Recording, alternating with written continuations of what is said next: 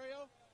No better night to have a Junior C Championship hockey game for you, and we have it here on We Digital Productions. Good evening, everybody.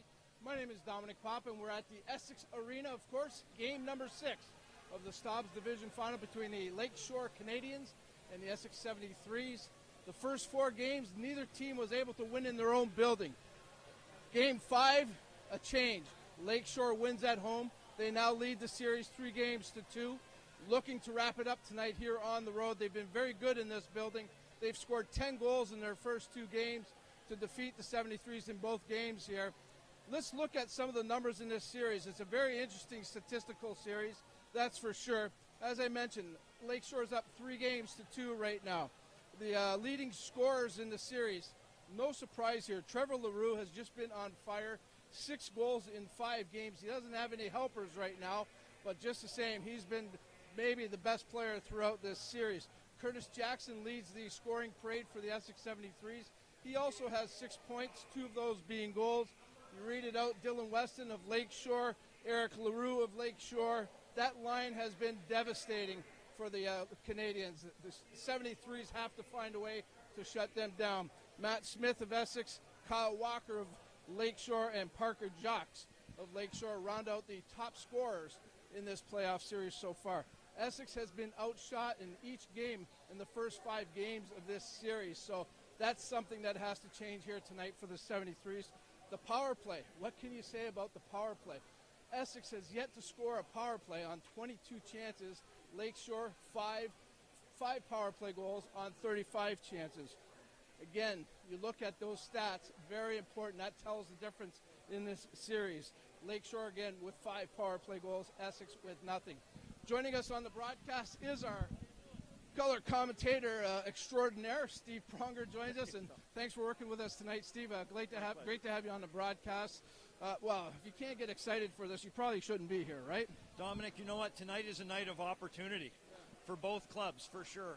The home team, Essex, they can dig deep into the bag of tricks maybe from the 1970s. And let's remember, the best way to play at home, if you're the Essex 73s, is to lay back, be ready, take advantage of your opponent's mistakes like they used to do in that old arena back in the 1970s. But also for Bell River, they've proven that they can win in this arena and win on the road, and they have a golden opportunity to wrap that up tonight. They won the game on a power play goal the other night, and if they can continue to score at the rate they're doing on the power play, it looks good for Lakeshore. I just talked about the power play stats, Steve. No power play goals for Essex, 5 for Lakeshore. Obviously, this is something that has to be addressed by Coach Anger. Absolutely. You know what? You're the home team, Dominic. You know this. You get last change. So last change, as well as your power play opportunities, you have to take advantage. They don't have to be pretty. They don't have to be cute, but you have to find that funnel to the net, and all pucks for Essex tonight on the power play have to be going towards Heslop. Talk to me about a confidence thing here now, Steve. Of course, Lakeshore wins the first game at home on home ice a couple nights ago in Lakeshore. Does that change anything for Essex here at home? Does that change the confidence coming into this game? Of course, they were winning 2-0 in that 5th game, and they blew a 2-0 lead only to lose 3-2. What do you do if you're Coach Anger? Lakeshore has just proven they can win anywhere. Before it was on the road, we're going to win here. If I'm Coach Anger, I have to rally my guys and settle them down and saying, look, we're at home here. We know this arena. We practice at this arena. We have last change. Everybody just relax, and we have to take advantage of every mistake that Lakeshore hands to us. He's really got to calm his people down. They got to have big eyes, as I say, and watch for mistakes and then pounce on those mistakes, Tom. We always talk about pressure. There's pressure every game, Steve. We know that.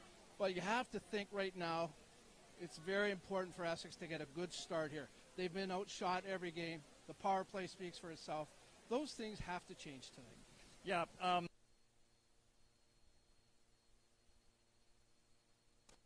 You can't win the game with only pressure. You can't win it with only patience. But tonight in this building, these fans that we see behind us and walking around, Dom, for sure, they want to see Essex pressure that puck. So it's going to be a blend for Coach Anger. When to be patient, when to show pressure, and boy, oh boy, we better see jump in the step from Essex. Well, we know you're ready. Your energy is very good right now, Steve. Enjoy the game. We appreciate your help here tonight, and we look forward to your call. Steve Pronger, our color commentator here for tonight. Again, game number 6 set to go here. Lakeshore looking to close it out. Essex trying to live for another day. That would be tomorrow in Lakeshore. Of course, tonight's broadcast brought to you by our good partners at St. Clair College. We thank them for all their continued support here on We Digital Productions. When we come back, it's the national anthem, the drop of the puck, game number 6 of the Stobbs Division Final on We Digital Productions. Mont's On Time Express has all of your delivery needs covered with a fleet of 50 vehicles, including cargo and sprinter vans, along with 24-foot straight trucks. It doesn't matter if the freight is big or small. Mont's On Time Express can guarantee safe and prompt delivery service throughout Canada and the United States. Licensed to broker freight throughout North America, Mont's On Time Express features same-day delivery service along with a state-of-the-art dispatching system and live GPS tracking assistance. Mont's is fully insured and Canadian bonded and has certifications with FAST, CTAT, PIP, and SmartWay. Mont's On Time Express is open 24 hours a day, 364 days a year. To get your delivery moving, contact Mont's On Time Express at www.montsontime.ca or call toll-free at 877-250-8282.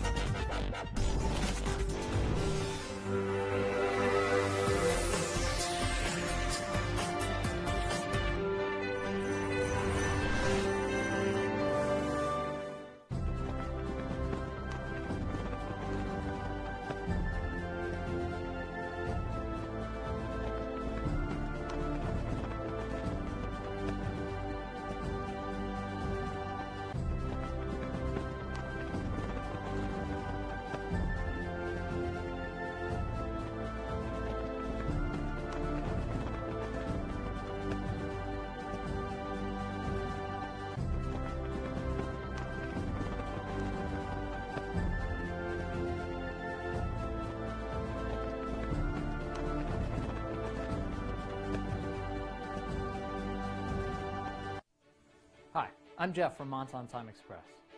The world is in an unprecedented battle these days. We all have to come together to beat this horrible virus. Mont's On Time Express encourages everyone to stay safe and listen to the experts leading us through these challenging times. A new normal is going to have to be considered in our everyday lives. The team at Mont's On Time Express understands that you and your loved ones are still trying to go forward each and every day. Mont's On Time Express is here to help and remains open to take care of all of your delivery needs. With a fleet of 50 vehicles, including cargo vans and sprinter vans, along with 24-foot straight trucks, it doesn't matter if your freight is big or small. Mont's On Time Express can guarantee the safe and prompt delivery service throughout Canada and the United States. Mont's On Time Express is open 24 hours a day, 364 days of the year. To get your delivery moving, contact Mont's On Time Express at www.montsontime.ca or call toll-free at 877-250-8282. From the Mont's On Time Express family to yours, stay safe and stay healthy.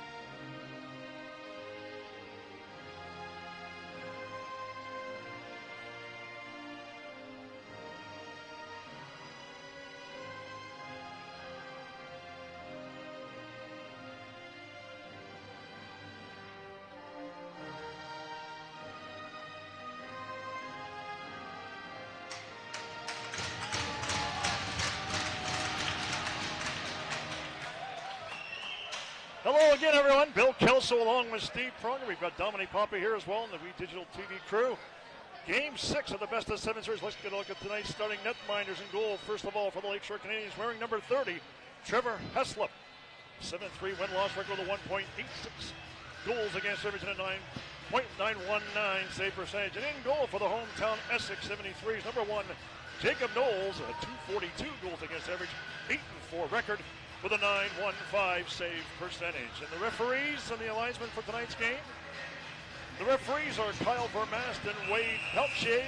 And working the lines is Jesse Fast and Matt Gerard. The two teams are lining up at center before a capacity crowd here in Essex. We're just about ready to get things underway.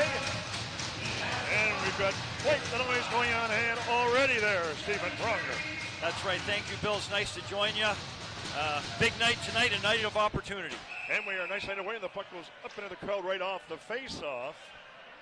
What did I say about before the game at the low-hanging ceiling? The low-hanging ceiling, the low-hanging lights. I'm sure the arena staff appreciates the low-hanging lights, but you're right, Bill. It's a challenge sometimes when that puck hits the ceiling. 3 seconds into this one, we have a face-off just outside the zone. The two LaRues are on the ice for the Canadiens, along with Weston up front, cleared inside the zone at the defense. And it goes up into the penalty box area and back on the ice. We played only 14 seconds in this opening period.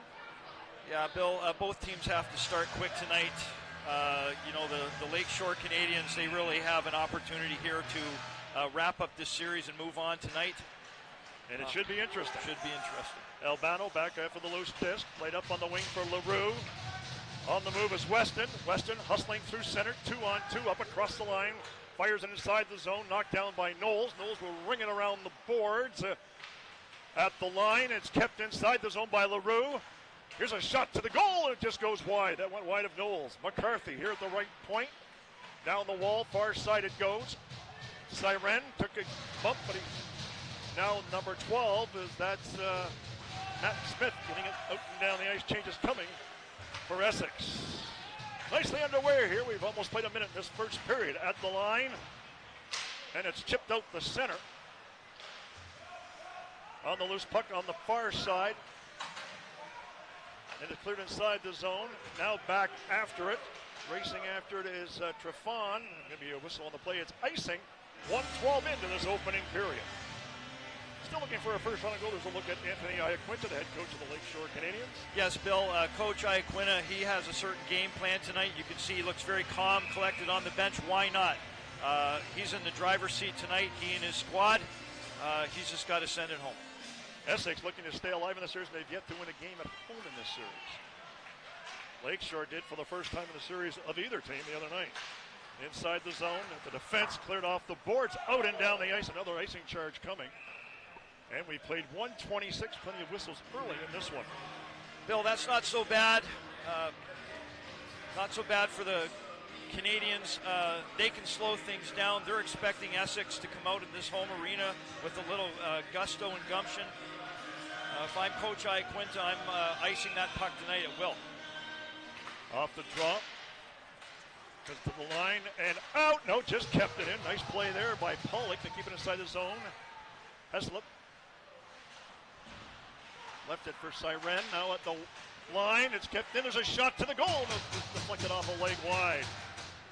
That went off of McCarthy. Now it's out to neutral ice. Fired inside the zone.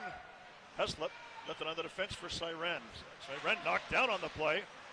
On the loose puck is McCarthy. Kept in at the line.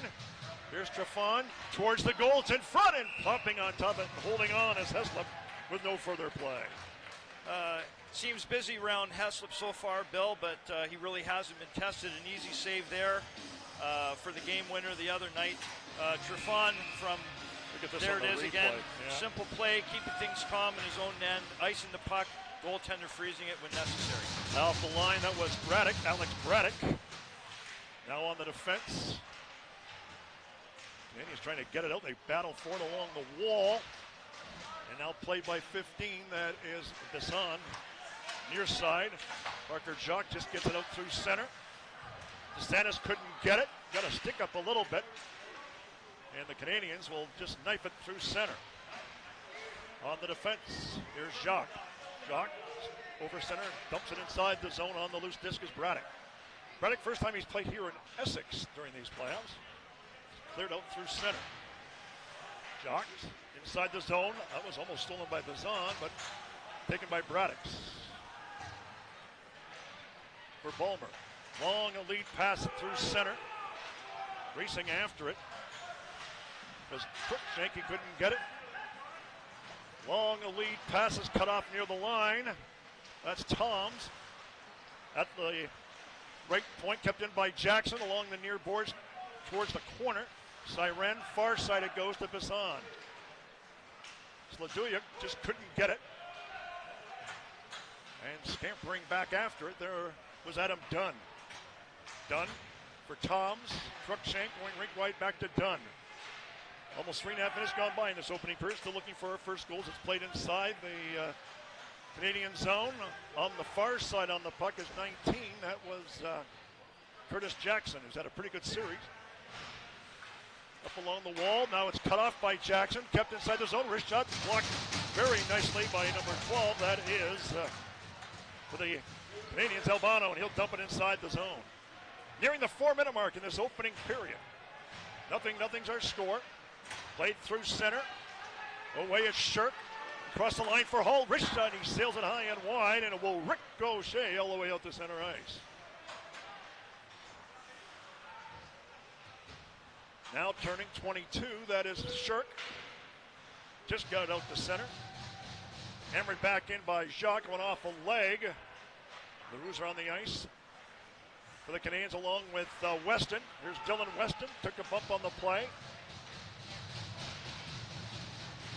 Sticks come up a little bit between 22 Shirk along with Albano. It's inside the zone. There's a loose neck guard on the ice.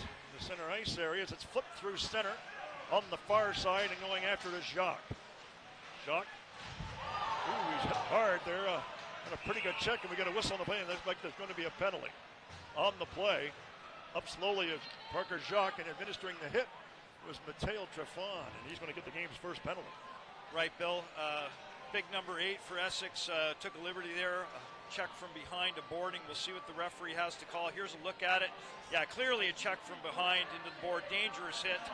Ill-advised from Trefan.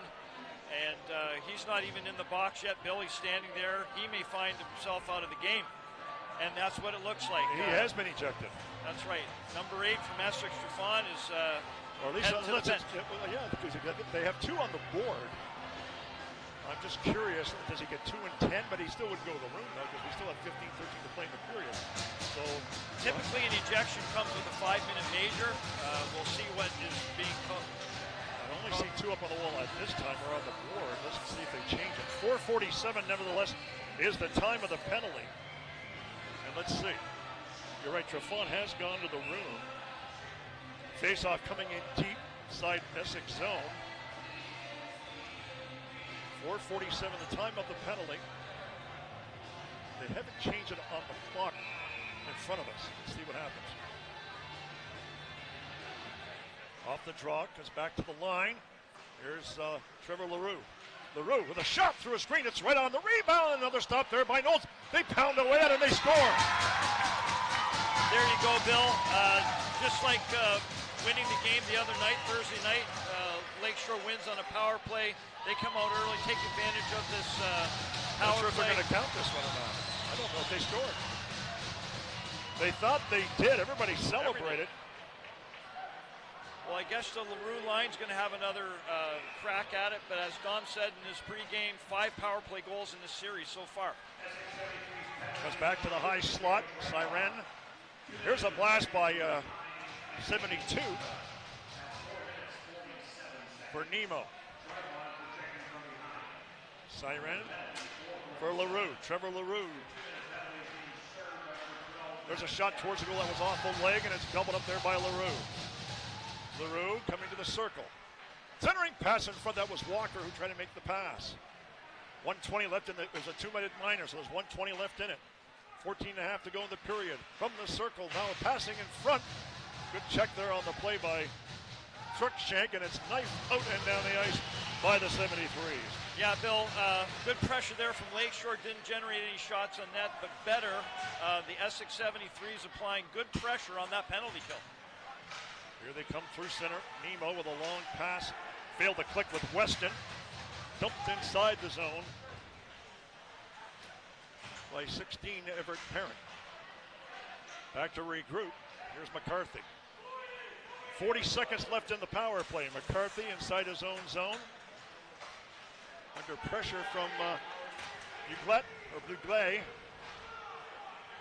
Ugly is actually how you say it. We get it. Talked to the family earlier. Backing now to Albano. Here comes a shot, and he whistled it wide. Kept inside the zone by Sladuya. Here's Sladuya at the circle, side of the goal. That was Scarlett, put center in front, just 10 seconds left in the power play. 13:20 left in this opening period. Played to center. Now back inside the zone is Albano, and the penalty is elapsed and out of the box. And the 73s are back to full strength. In the corner, a centering pass failed to click. It's near the top of the circle. Sladuya, we get him doing some shoving. Let's see. Officials will get between the two of them. 13 minutes exactly to play in this opening period. And we're scoreless here in Game 6 of the best-of-7 series, with Essex facing elimination.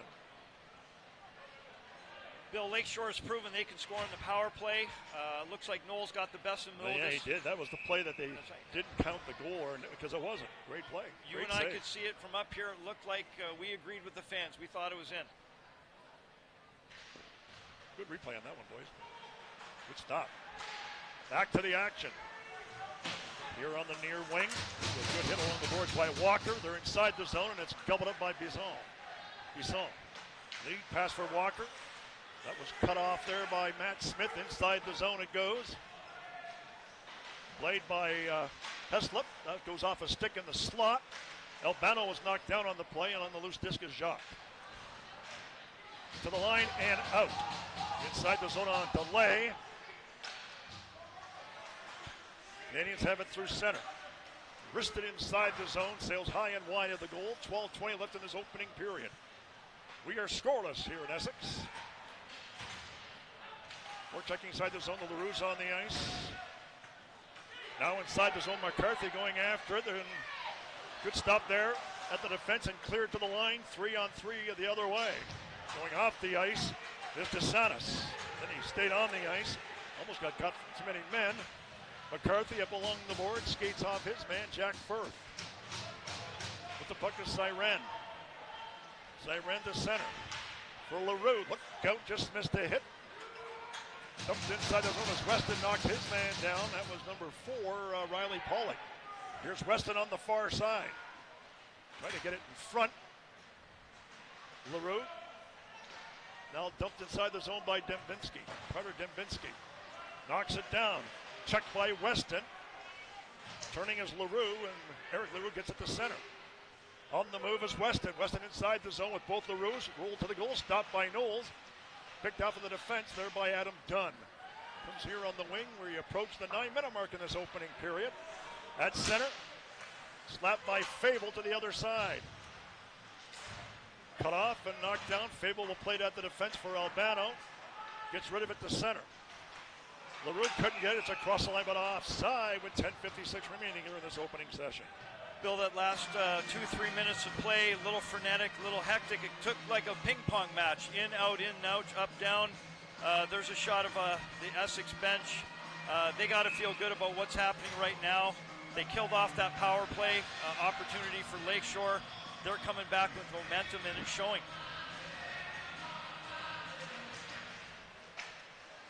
Wristed inside the zone. After it is McCarthy for the Canadiens. He'll go across to Jacques.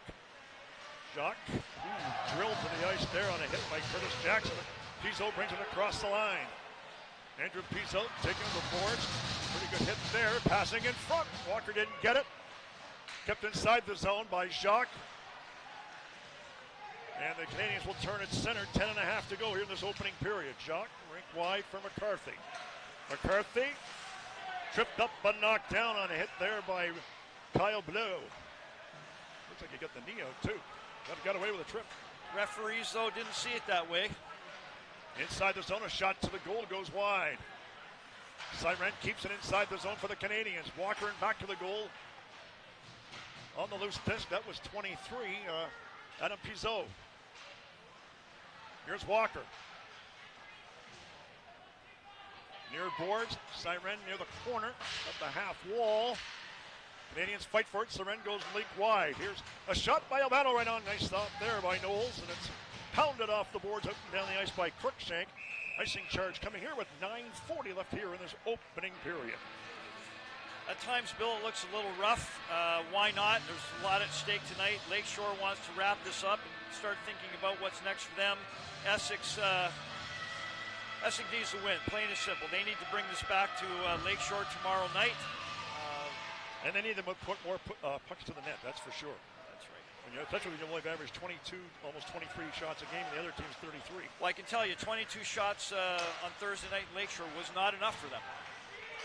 Now up across the line. Lakeshore couldn't get it. Ladoya out down the ice past Albano. It's going to roll right past Heslop for an icing charge. 9:21 left in this opening period.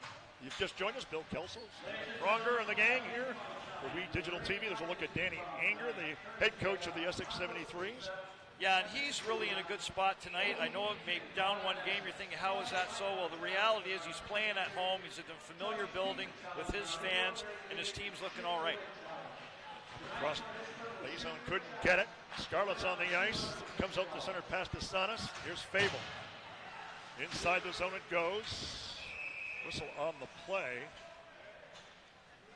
Skipped into the bench. 9:09 the play in this opening period.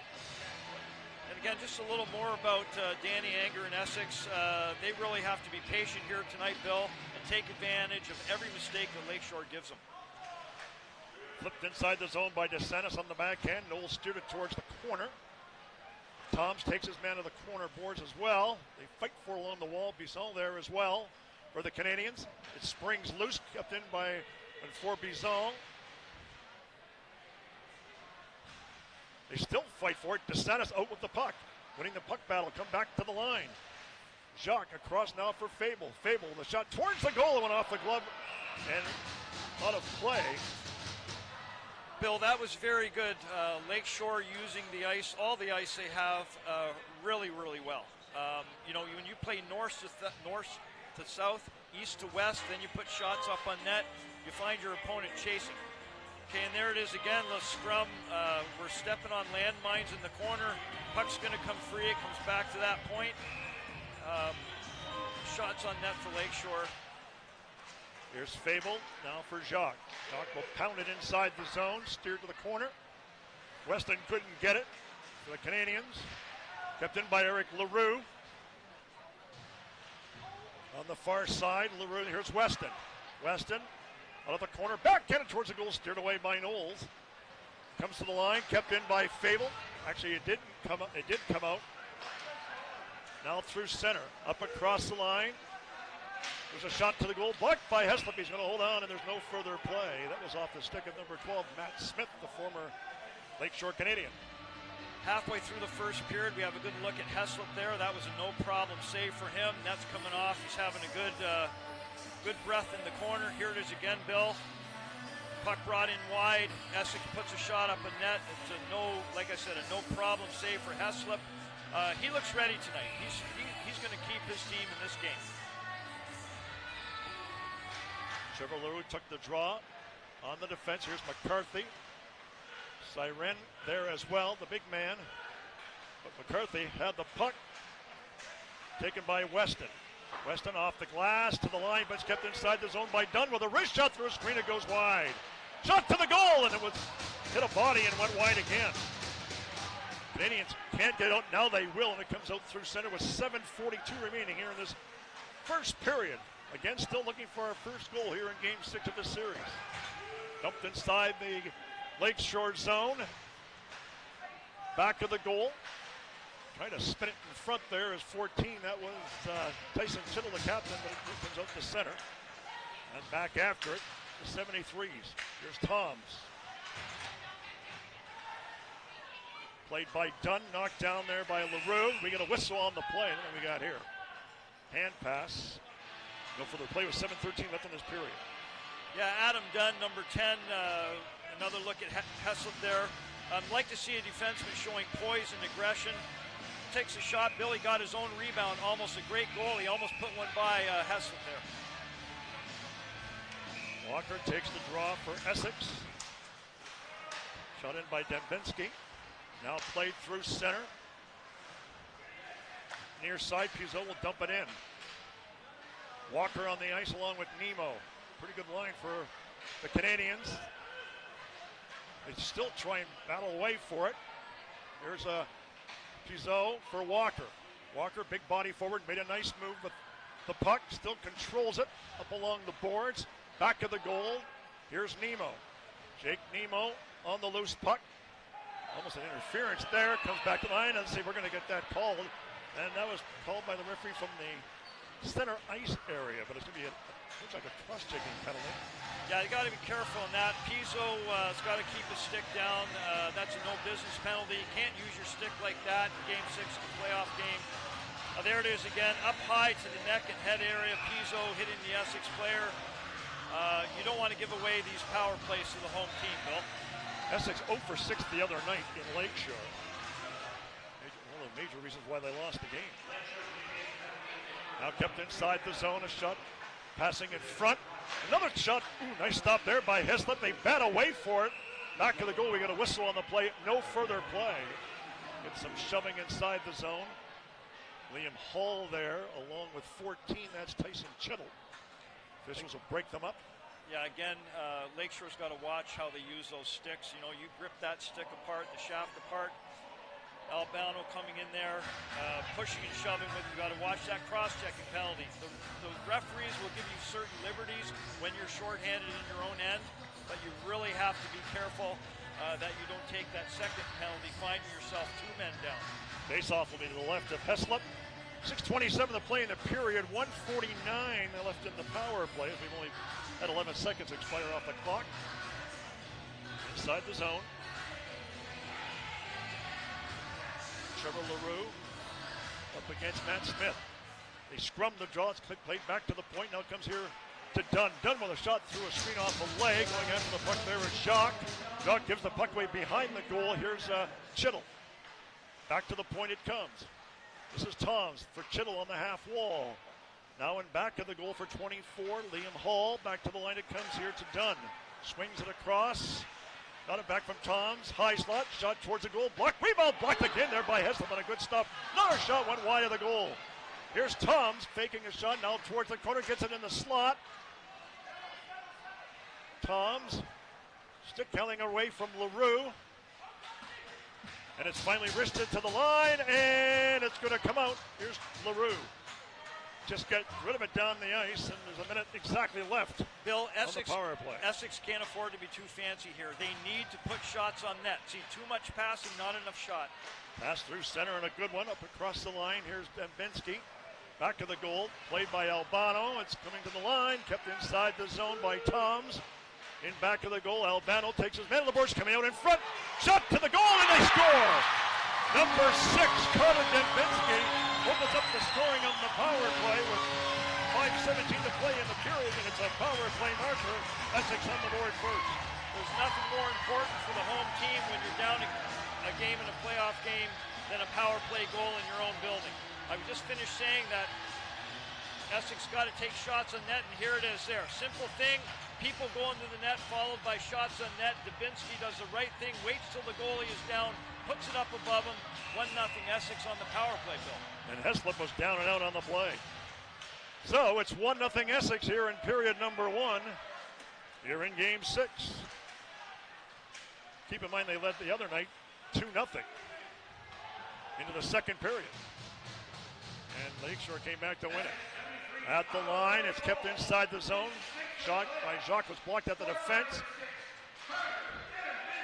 Now up across the line and inside the zone it goes as it's fired in by Shirk. Towards the goal that was blocked at the defense. Canadiens get it. Sirens on open wing.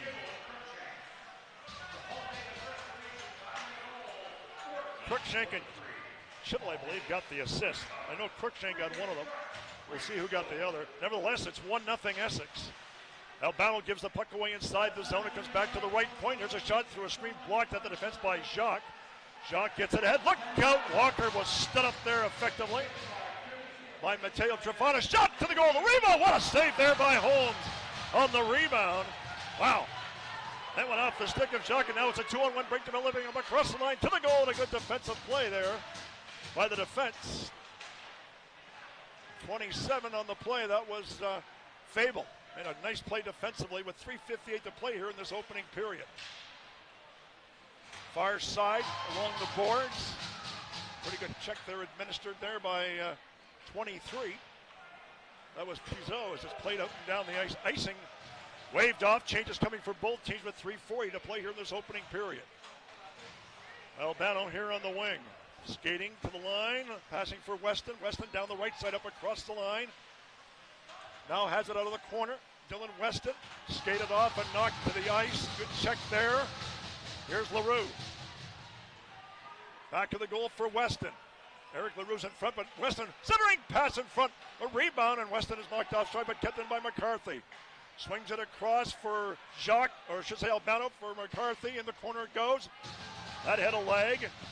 McCarthy going rink wide. 3:05 to play here in the period. McCarthy gets it back, wrestling towards the goal and covering up. No further play is Knowles. Bill, I'd have to say Knowles just made the save of the period. You know the play I'm talking about. Glorious chance for Lakeshore. Knowles comes up big. He's thinking about it right now, having a little breather. He deserves that for sure. Without his hard work, it could be a 1-1 game. Oh, no question. One of our sponsors there, that's Martindale Window. Martindale Window and Door.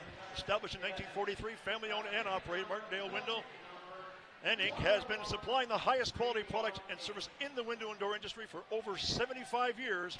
Visit their website at martindalewindow.com as we're back underway with 2:55 to play here in this opening period. Now up across the line, the 73 centering pass in front was just deflected wide. That went off the stick of Tyson Chittle. Out come the Canadiens to center. Weston across the line with LaRue. Weston knocked down on the play, taken by Eric LaRue.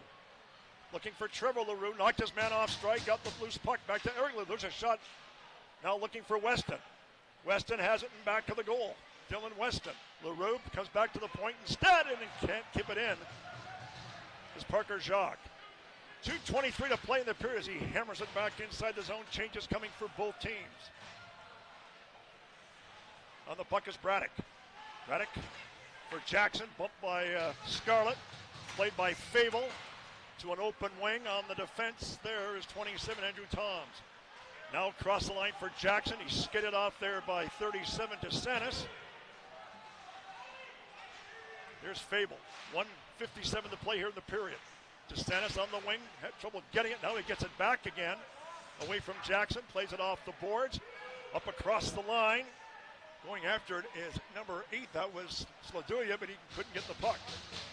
Played across the zone. Look out. Albano goes after it on the far side. Smith with a shot. Blocked it away there off the glove of goaltender Heslop. No further play. 1:34 to play in the period.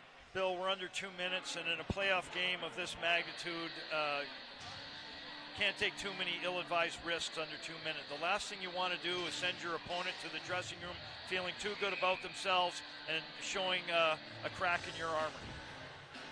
So 1-0 is our score. 1:34 to play here in the period. Back underway. Heslop for Walker on the near boards. Flip to center. Slapped back in by Trefan. Walker was knocked off stride. Pizot goes after it along with Nemo, and it goes to the far side, hustling after it. Jake Nemo rubbed out on the play effectively there by number 5. That was Parker. I should say number 5. That was Jack Bowman. 73's have it inside the zone. Bank it off the boards, out and down the ice. Icing waved off. 1 minute exactly to play here in this opening period. Albano to the line, and it's going to come just outside the line. On the loose puck, here's Albano. Lofting it, or tried to, but it hit the, you know what it hit. Never mind. Beautiful ceiling here in Essex Arena for sure. Great facility for hockey in general for sure. Bill, again, under a minute, 49 seconds left. If I'm the Essex, I got a one-way system going. Everything's going 200 feet or less, keeping it out of my end. Well, they've got the puck now, and they flip it inside the zone. Ugley, but he couldn't get it inside the zone much, and it's played by McCarthy. McCarthy from center will dump it inside the zone. 35 seconds to play in the period. Slapped out and down the ice. Does it have enough steam for icing? I think it does. And there's a whistle on the play. Icing charge with 29.9 seconds to play here in this opening session. And that's exactly what I was saying. Under a minute, there's no chances going to be taken by Essex. Their fans are happy with that. They want to see their team take this 1-0 lead into the dressing room. I'm sure Coach Anger is saying I'll take the icings, I'll take the face-off. They're controlled. LaRue won the draw but couldn't go forward with it. It's kept inside the zone and out. It's going to bound again for icing, this time with 22.7 seconds remaining in the period. So, Bill, for the sake of being captain obvious, we can all see what's going on here as Essex lines up again. They have this strict instructions to get that puck out. Get it out. And they'll take that face-off with 22 seconds left. They want to go back into the dressing room with that 1-0 lead. They sure like to win the draw, that's for sure. And it was a scrum. They had the puck, now they got it back again, lost it. Here's Weston to the goal, and he just fired it wide. 16 seconds to play in the period. It's along the near boards and flipped out to center ice, knocked down by McCarthy. McCarthy waiting for men to come on the ice. McCarthy got dumped on the play by 17. Now we got a whistle on the play with just 3.4 seconds to play in the period. That was Bugley knocked his man down. However, face-off outside the zone with 3.4 seconds to play. Look at it here. There's that. It looked like a trip up. I saw the foot-on-foot action. Obviously, the referee felt it wasn't worth calling with this much time left in the period, Bill. And that will do it. After that draw, the period is over. And the 73s will take a 1-0 lead to the dressing room here in Game 6 with the Lakeshore Canadiens trailing. This game is brought to you by St. Clair College here on WeDigital.ca. Coming up shortly, we're going to have the first intermission with Dominic Papa. He is a first period intermission guest.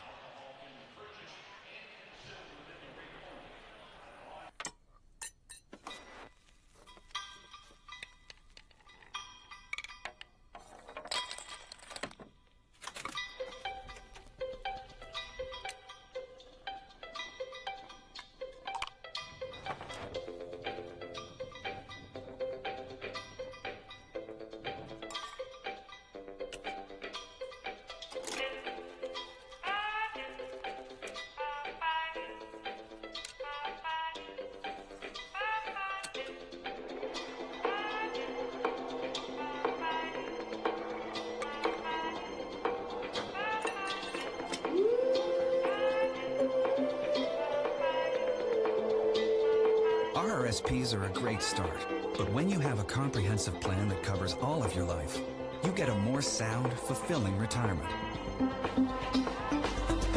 Let us help get more out of your money so you can get more out of life. Investors Group. Invest in life.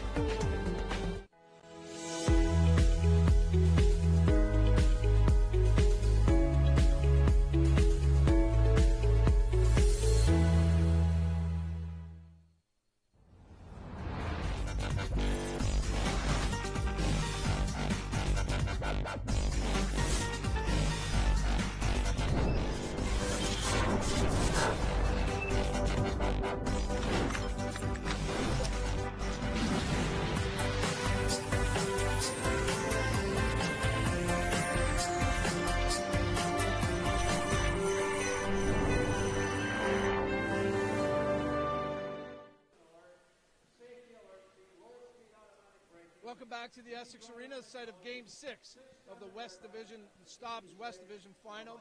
We kick into our first intermission, brought to you by St. Clair College. Of course, we tried last game here to get this young man on with us. I promise you we got it right this time. Trevor LaRue joins us of the Lakeshore Canadiens. Thanks for doing this with us, Trevor. And quick thought about that first period, 8 shots apiece. They come out with a 1-0 lead. What do you think was the difference? Just work ethic. I thought they worked a little harder than we did. Took a couple shifts off, and it shows. Stay out of the box here, and then we can play 5-on-5 with these guys all day. It's just we just gotta want it more than them right now. And right now they're on the edge of losing, and they're playing with all they got, and we just got to come out with the second and third period and play with all we have, and hopefully walk out of here with a championship today. Of course, you're coming off an emotional win in Game 5 at home, a 3-2 comeback victory. You're down 2-0 in that game. How tough is it to come back a couple days later here, Trevor, and try to bring that same intensity after an emotional win like that? Obviously, the emotions were high in last game, but for us, we like to stay on even keel level and don't get too high, don't get too low. So we just got to bring it all and leave it out there and just show the same emotions. Can't get too high, can't get too low, like I said, but it all depends on how we play, and we got to play as a team and just win our battles. It also snapped a streak for both teams in this series. Neither club able to win at home. You finally win a home game here. Obviously, Essex is thinking the same thing here tonight to win a game here at home, but why has it been so difficult winning at home?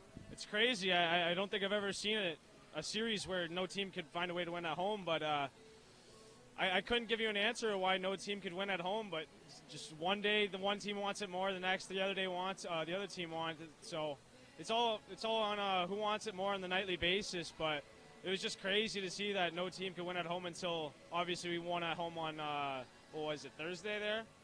So we just got to bring the same intensity we had for the second and third period for that game there, and I see no problem why we shouldn't win this one too. What a playoff run for yourself on a personal note, Trevor. 15 goals in 15 games, 6 in this series alone, and we're playing Game 6 tonight. What do you attribute to the success you're having in scoring in the playoffs? I just go out there and I just try to give it my all. Like, I got excellent line mates of Eric LaRue and Dylan Weston, and they always seem to find me, but you just got to give it your all out there and you get rewarded. You work hard, find yourself in the right places, and just keep shooting the puck and good things happen. Obviously, your confidence has to be pretty high right now in scoring consistently, and every player dreams about being a consistent scorer. How much does that help you with your game? I try not to think about it too much. You can't let it really get to your head, or else you don't start scoring anymore. So I just, right when I score, it shuts off. Don't worry about it. Try to go get another one. But for me, just try not to think about it. Do your daily routine, do your pregame routine, and you'll get rewarded. I mean, I don't think about it too much. Obviously, it's nice to score goals, but it's not my main objective. I'm here to win, and winning only. If I score, I contribute, but all I'm here for is just to win. All right.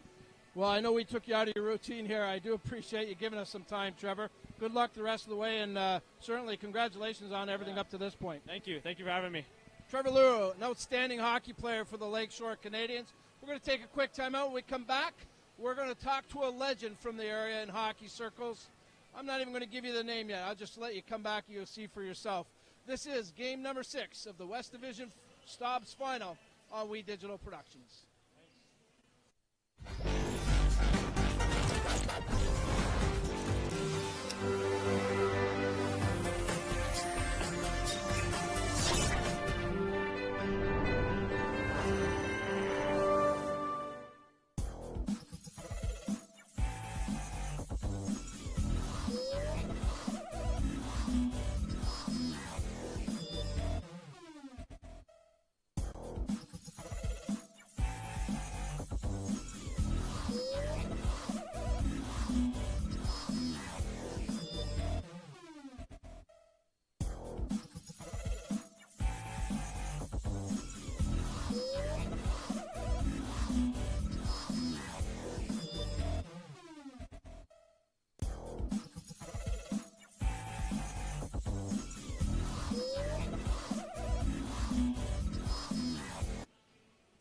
Continue on with our first intermission here at the Essex Arena.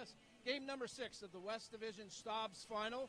And, of course, it's 1-0. The 73s leading the Lakeshore Canadiens after 20 minutes of play. At the break, I promised you a legend. No doubt about it. This guy is very well known, even up beyond our little area of Windsor and Essex County. This guy's been through it all at all levels of hockey. Certainly one of the most successful hockey guys in our area. And I love talking hockey with him because he teaches me so much, whether he realizes it or not. But Mike Sadler joins us, and thanks for doing this with us, Mike. And first of all, I'm just old. I'm not a legend. Well, I hope I get old too, then older anyways, and I'll never be a legend like you, though, that's for sure. 1-0 after 20 here. Mike, what'd you think of that period? Well, I mean, Essex has got to play him tight. They got to, limit the scoring chances because, on paper, Lakeshore probably has more people that can put the puck in the net. So, I mean, that's the secret. If Essex is going to win, they got to batten the hatches down. We were just talking to Trevor LaRue, a fine young player, and he's been really consistent in the goal-scoring department. And I asked him, Mike, why has it been so difficult for teams to win at home in this series? You've been around this game for a long time.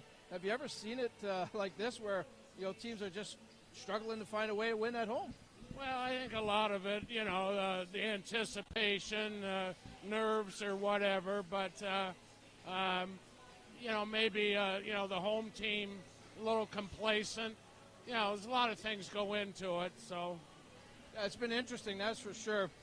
These two teams, you've been part of it as a manager, also just as a scout, things like that. This Essex, it was Bell River earlier on, now it's Lakeshore, but it's still the 73s and the Canadiens. That's what it boils down to. How special is it, this rivalry? Well, this is what small-town hockey is all about. Not just here, but, a lot of the centers around Ontario, especially at the junior C level. And, for a lot of areas, they don't have as much success as Essex and Lakeshore have had. So to get to where teams are at this time of the year, it's a social event, it's, history, et cetera. So, we've been spoiled around here, because we've had some pretty good teams. But, like whoever wins this series is going to play North Middlesex, Park Hill, small town, that's going to be the social event of the year there. It's unbelievable the crowds these two teams get as well. Lakeshore draws very well. Essex always draws very well. They sell season tickets, which really at this level is almost unheard of. But for them to be able to do that really makes a statement in itself, Mike. And how much of the crowd, how much of the town really lives for this hockey club? Oh, well, I mean, for a lot of people, it's the social event of the week. They live and die by their local team. And, you got to give credit to the people behind the scenes for both these teams. It costs a lot of money to run them, and, by hook or by crook, they seem to raise it. So it's amazing the work that both these teams do behind the scenes. You've been watching this league since the 70s, Mike. You were GM here in Essex. You had some great success with Coach Burpich, and it's changed, though. Like every level of hockey, the game has changed. What's changed here at this level? Well, the difference is, and it's absolutely nothing against the kids that are playing here now, but there's a lot more hockey now than there used to be. So, talent is being bled off, if that's an expression, to a higher level. But, I look back at some of those teams we had in the 70s, and if you could bring them forward, 50 years, I'd take my run at a lot of teams that are higher up the food chain than Junior C. Yeah, there's pretty good.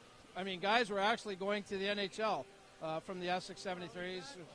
I mean, the year that we played Dunville and lost to them, they had a guy that went to the Buffalo Sabres training camp that year. So that's out of Junior C. It's just unheard of now. Yeah, it is, and certainly nothing against the players, like you said, today. No. I mean, it's different now, and but it's the same heart and soul, and same passion and everything else, and it's just a different era.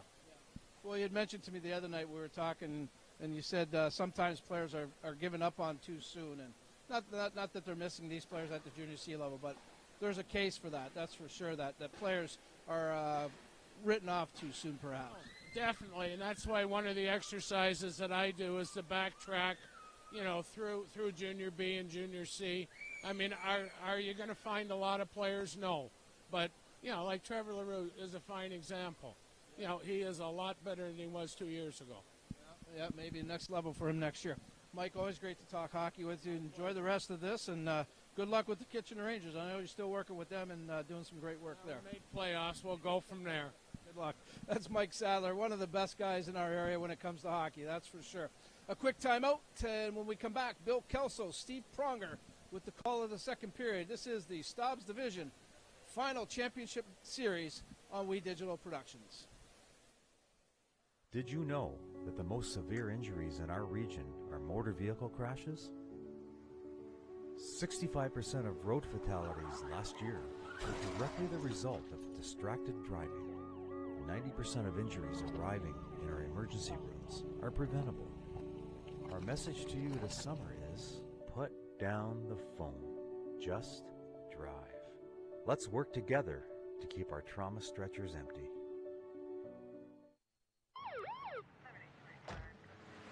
Good evening, sir.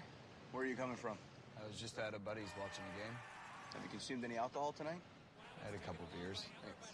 Can I ask you to step out of the vehicle, please? How many drinks does it take to impair your ability to drive safely? Having even just a few casual drinks can impair your driving ability to the point that you could lose your license for at least 3 days or more. Hi, honey. Can you come pick me up? Play it safe with alcohol. If you plan on drinking, don't plan on driving.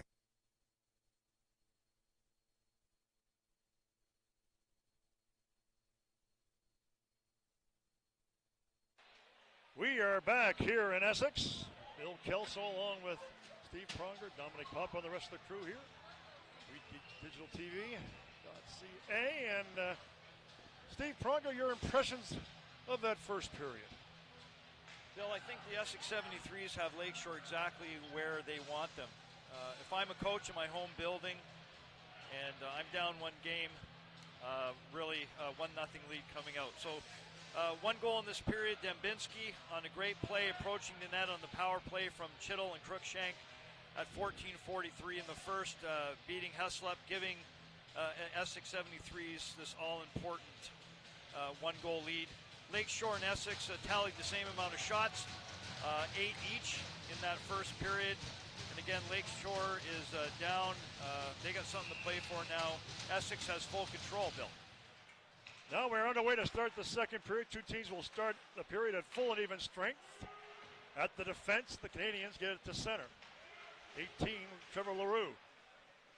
Played by Weston off a skate. Out and down the ice it goes. Icing is waved off. Scampering after it is Albano. Albano lost the puck. A centering pass in front, and it's gobbled up by Weston on the far side.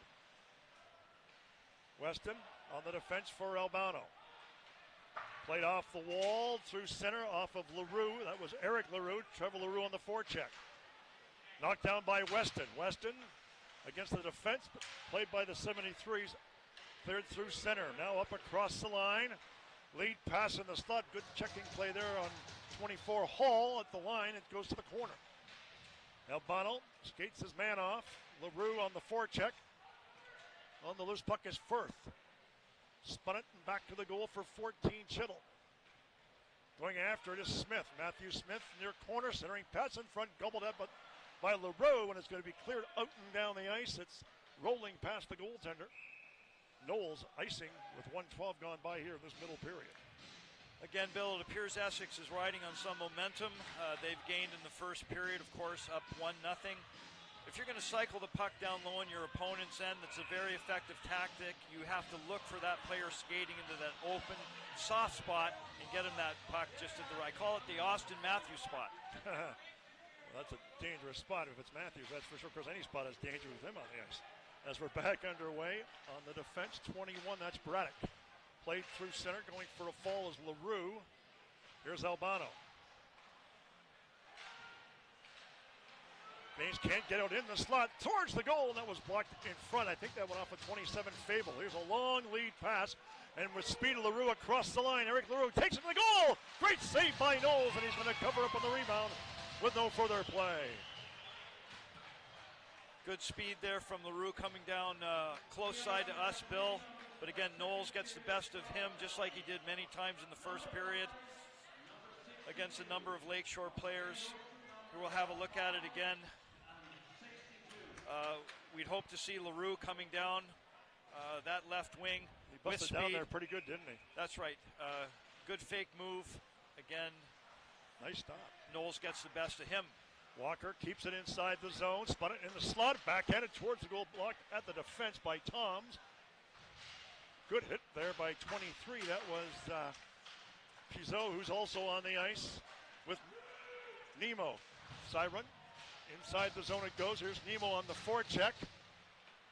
Spun to the far side. Off the boards to the line. Kept in by McCarthy. And out. Knocked down at center. Sent inside the zone by Liam Hall. And on the loose discus, Siren. For the Canadiens. Lead pass on the wing. Tizot with a passing at center. Racing after it was Walker. Nemo lost it. Here's Jackson across the line with some speed. Jackson making his move. There's a race shot and it sails high and wide. I don't think Heslop got a piece at the line. It's kept inside the zone by Toms. To the far side it goes. Liam Hall took his man to the boards. Actually, that was Kyle Blow. Kyle Blow. Big body forward. A real big body forward. Here he comes again. Up along the walls. It's cleared through center. Up across the line. Walker on the forecheck. Couldn't get it. It comes out to center. McCarthy sends it inside the zone. And it comes out into neutral ice. And it's hammered back in by Bizon. Changes coming for both teams. As we've just passed the 3-minute mark in the second period. There's a giveaway, but Scarlett couldn't get possession. DeSantis fires it inside the zone. Here's Scarlett going after the loose puck. Just missed it. Toms passing outside to center. DeSantis inside the zone on a delay offside, but cleared by Toms with a lead pass through center. Now up across the line. Here's Dembinski with a shot. Heslop the save and a good one. Far side it goes. Dembinski now and back to the goal for Buglet. Buglet centering pass in front. Essex with some good pressure inside the zone, and it finally goes to the near side. DeSantis tried to chop it out, and it comes to the line, but kept inside the zone. Now there's going to be a penalty, probably interference. It's going to go to Parker Jacques. It's cross-checking at 4:02. Could have called interference, too. Yeah, right there in front of his own net. Bill, you know what? Sometimes there's nothing wrong with taking a penalty in your own zone, of course, but Jacques, unfortunately, looks like it's going to be a cross-check. Putting Essex back on the power play. Essex at home, here it is. We already see the Essex player on the ice. Cross-checking penalty for 2, giving Essex that all-important power play at home. And they're 1 for 1 tonight. The game's only goal is it's fired out and down the ice. Off the face-off by the Canadiens, and back after it, Andrew Toms. And he'll lead the rush for Essex. Skating through center, stick handling up across the line with some speed, going wide on the defense. Toms with a shot to the goal, blocked by Heslop. Doubled up there at the defense and cleared out and down the ice by Trevor LaRue. Back to regroup are the 73s as we just went past the 4.5-minute mark here in the second period. With speed through center. Here's Andrew Toms up across the line, going wide. Plays it back to the point. Shot towards the goal, but it was blocked and cleared to the line and just kept inside the zone by Toms. Toms near the corner, now and back to the goal. Chittle couldn't, Parent. Smith couldn't get it, now he does. Tried to center a nice block at the defense there by McCarthy. Smith. Chittle. At the side of the goal, blocked the rebound. Oh, a nice stop there by Heslop, but it goes to the corner, and it's cleared out and down the ice by the Canadiens. 45 seconds left in the penalty. At center. Weston couldn't get it. Now it's sent out and down the ice by Nemo. And back to regroup. Riley Pollock. 30 seconds left in the power play. Pollock, outlet feed at center. Now up across the line for 17 Buglea, centering pass in front, and has now flipped towards center ice, and going after it was Fladoya. Fladoya couldn't get possession. Long lead pass, and it was by Pollock, failed to click. Fladoya just tips it inside the zone, and we have just 5 seconds left in the penalty. 73's bringing it across the line. Crookshank hit to the boards by Siren. Hard hit in the corner there by 27. That was Fable. Now a bunch of bodies going down on the ice. We get a whistle on the play. But Fable with a hard hit inside the zone. Appeared to go undetected. I didn't see any arms go up. Good work effort from Lakeshore in their own zone, Bill. Not only did they kill off that. Take a look at this on the replay. You I see nothing wrong here, Bill. Good, solid play. These young men, they're playing for something tonight. And there's nothing wrong with this. I don't see anyone going to the penalty box. No. But it's just a good, tough playoff hockey game. Hey, Essex is standing up for themselves in their own building. Player finally coming over to the bench as he's being tended to by the trainer. Can't see the number from here. What number is that? I really can't make it out, Bill. Here's a replay. Oh. There you go. Playoff tickets for the Windsor Spitfires are in action. Now on sale for games 1 and 2 as the Spitfires will begin their playoff quest, either against the Erie Otters or the Sarnia Sting. Visit thewindsorspitfires.com for further information. There's a look at times of the games of Game 1 and Game 2. Spitfires do have home ice through the entire playoffs up until if they get to the league finals. And Bill, the next playoff game in this series could be tomorrow night. If there's a Game 7, that is correct. If Game 7 develops, becomes a reality, but Essex has to win here tonight. Played inside the zone. Jackson was tied up by McCarthy. It's cleared along the near wall. Nemo to the line, kept inside the zone, far corner. Here's McCarthy giving a bump, and he got it over to Jacques. Parker Jacques with a long lead pass off a stick. McCarthy couldn't get it, kept inside the zone. Twisting and turning his 16th parent. Now taking over for the Canadiens is 43. That was Kyle Walker. Brought through center, up across the line. A shot towards the goal goes wide. That was Jacques, who's trying to cross traffic in front, kept in by Walker. Kyle Walker. Nice controlling by Walker. Got through the defense, and it's cleared out through center, out and down the ice. Scampering after it is Albano. 7 minutes exactly gone by here in this period. Steered inside the zone by Pizot, but it goes out of play. Face off outside the zone. See Essex still employing that tactic of just getting the puck out. They have the long change, Bill. Let's remember that in the second period. They're coming 3/4 of the rink to get their change. And, same thing. Danny Anger playing it safe, just getting it out. Look at that. All of the great fans here in Essex and Ontario waving at us. I know they're waving at you and I, Bill. I hope so. Thanking us and We Digital for being here tonight. This is played through center and out and down the ice. That was Leroux. Eric Leroux got it inside the zone. Cleared by Knowles around the boards, kept in by Weston. Dylan Weston fights for it along the wall. Now had it, then lost it at the defense. Some aggressive forechecking there by the Canadiens, but it comes out to center. Wristed in by Fable. On the defense, the numerical counterpart, Andrew Toms, goes far side. This is Adam Dunn. Checked on the play by Trevor Leroux. Comes back to the line and out. Albano couldn't keep it in. Albano at center. Will wrist it inside the zone. On the defense is Toms with Leroux on the forecheck. Toms skating now through center. Inside the Canadian zone. Dumped out by Siren. Inside the zone it goes, and teeing it up Heslop for Siren with 11:58 to play in the period. Off the boards, Leroux. Pinching down there is Jack Firth. Firth now in the near corner. Trying to spin it back for 12. That is Matt Smith. Smith now spins with it. Fired it wide of the goal. It comes back to the point. Adam Dunn along the near side. Again, back to Smith in the same corner he was and near the half boards. Smith keeps it inside the zone, being bothered there by Leroux.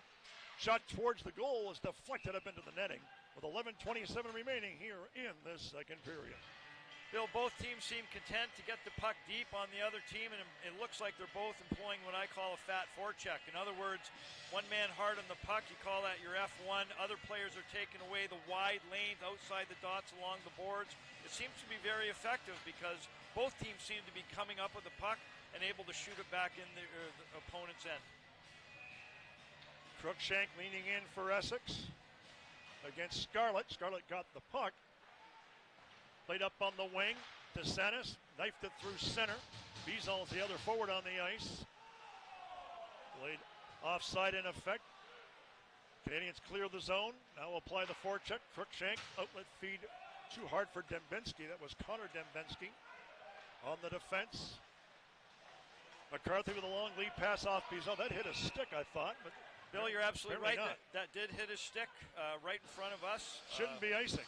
Should not. However, the linesman doesn't see it that way. Maybe just doesn't have the vantage point. Again, Bill, another great shot of our sponsor. Martindale Window and Door, established in 1943, family-owned and operated. Martindale Window and Door Inc. has been supplying the highest quality products and service in the window and door industry for over 75 years. Visit the website at martindalewindow.com as we're back underway on the far side.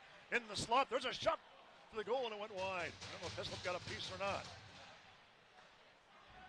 DeSantis goes after it on the defense. Skated off on the play there by Pollock. Comes outside the zone. Pollock being bothered there briefly by Scarlett. To the line and out, kicked ahead by McCarthy. Now here's Scarlett, knifing inside the zone. Bizone going after the loose disc. Stopped it back for Scarlett.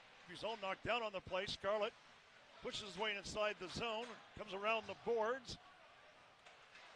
Near side, and on the loose puck is Luke Shirk.